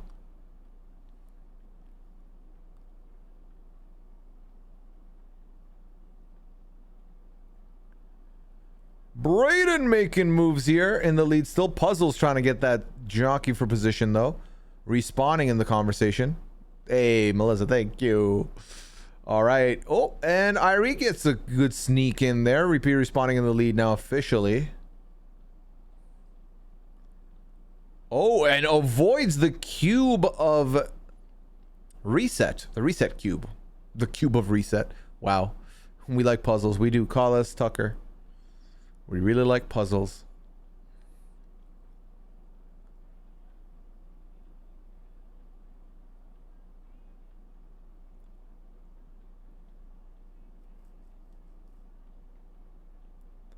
Respawning a clear level ahead, but there's quite a few people in the closer section.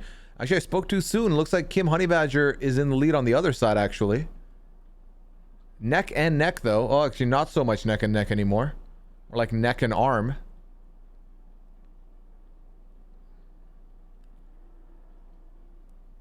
Irie trying to get that first position now, but Kim Honeybadger looks to be in the lead cleanly right now. Not rigged. Let's not do this. Lenny and Arabin are out once again. Arabin not happy with the results of the Doom. I'm sure just as much not happy with the results of the survey. All right. Kim Honeybadger in the lead. Okay, that jumped over. I was supposed to go to Kim Honeybadger. There we go. There we go. Kim, you got a chance for the right one. I don't know if that was the right one. We'll find out shortly.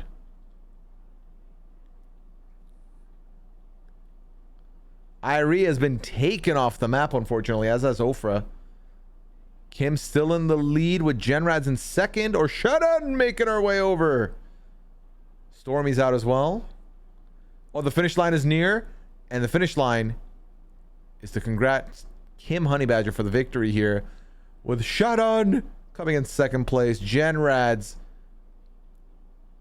getting fourth, opening the door for Kalita to take that third place spot. Melissa finishing in fifth. As everyone starts finishing the race now. Ooh, I could finish in a decent spot, you know. Well, not that decent. I think I'm in like the top 20 maybe. We'll take it. We'll take it. This looks like a decent... Okay, I was about to say decent amount for no dumps, but I then looked up and there's 34 of them. Lori, you could break your dump streak if you finish this race. You're right there. You and Thomas are both very close to finishing the race. Lori made sure of it and has guaranteed finish the race now with Dell and Miss Americana and Thomas trying to finish the race before the Doom fire. Dell, you got this. Come on through. And you got it done. Congrats, Kim Honeybadger on your victory. Let's look at these points. Yeah, we did not get any points for that. Top 14 did get paid out with some points, though. So as I scroll down to the points, just a reminder. Top 5 will be getting a VIP badge. I will be dishing out one more VIP badge as decided by the random number generator in Google. Additionally, those of you that bet on me to get shit done in the form of the prediction, which for some reason I don't see. Oh, I see it now. If you bet on me, you get a good payout if I'm top 20. But if you bet against me, you get a good payout if I'm not in the top 20.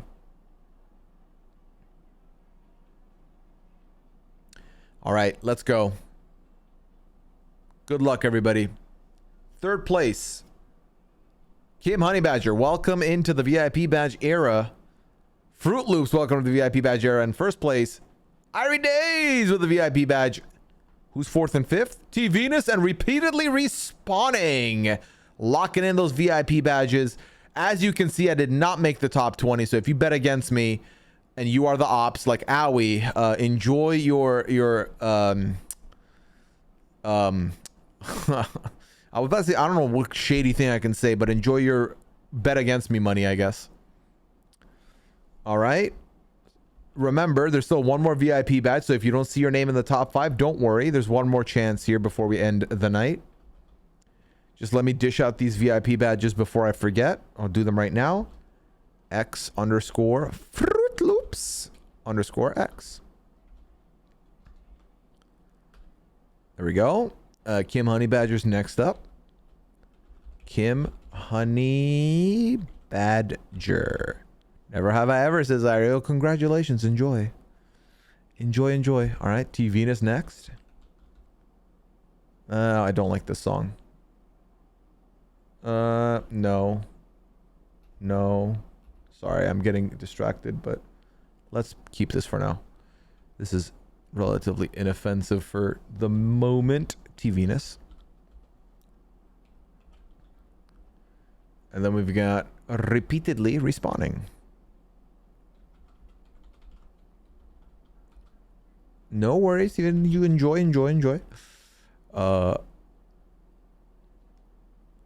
Yes, respawning. Gotcha. Okay. I'm going to scroll down so you can see all the placements. Then we'll do the random number generator. Okay, chat? 23rd. A little short there for me. Had I gotten any points in that last race, I would have been top 20, but it's cool. All right. Still did better than Miss Americana, though. Interesting. All right. Oh, how many participants total? 64, chat. So I'm going to hit up a random number generator between numbers 6 and 64. Unless it's the name of a mod that pops up, that person will get a VIP badge. If it's a mod, we'll redo it. So between 6 and 64, the recipient of the final VIP badge of the night is number 40 on the dot. Dana, nope, Steph, sorry. I Steve Harvey'd it. Dana, my bad. Steph, welcome in to the badges, okay? There you go. Done. All right, chat. All right. What a fun stream. Thank you so much for being here, chat. This was a very important stream to me. First of all, love the pad regularly. Second, I had a lot to get off my chest tonight. I had a lot to share on, and I appreciate you for keeping a safe space for me to talk to you and for not arguing amongst each other, having a good time. Thank you, everybody. I'll be back on Sunday with Goose, guaranteed. We'll be goosing, and ducking. Okay? So that's one. And then I'll be back for the pad next Friday, of course. The eve of the finale and the New York event pad. So it should be a pretty fun one. Come through. You are joking me. I joked about this earlier, that this man would still be live when I finish my stream with Liana. And sure enough, Dwight is still live. So let's go raid over to Mr. Dwight. Give him your good thoughts. Dwight is a great friend of mine. Also, a very fun storyteller for Blood on the Clock Tower. Fun fact, tomorrow at 1 p.m. there will be a brand new Blood on the Clock Tower video on the RHAP YouTube channel, where they've got a bunch of survivors to play Blood on the Clock Tower. So check that out tomorrow at 1. But if you're looking for Blood on the Clock Tower at any other time in your life, it's here. What should you tell Dwight on my behalf when you go there, chat? How about we tell him...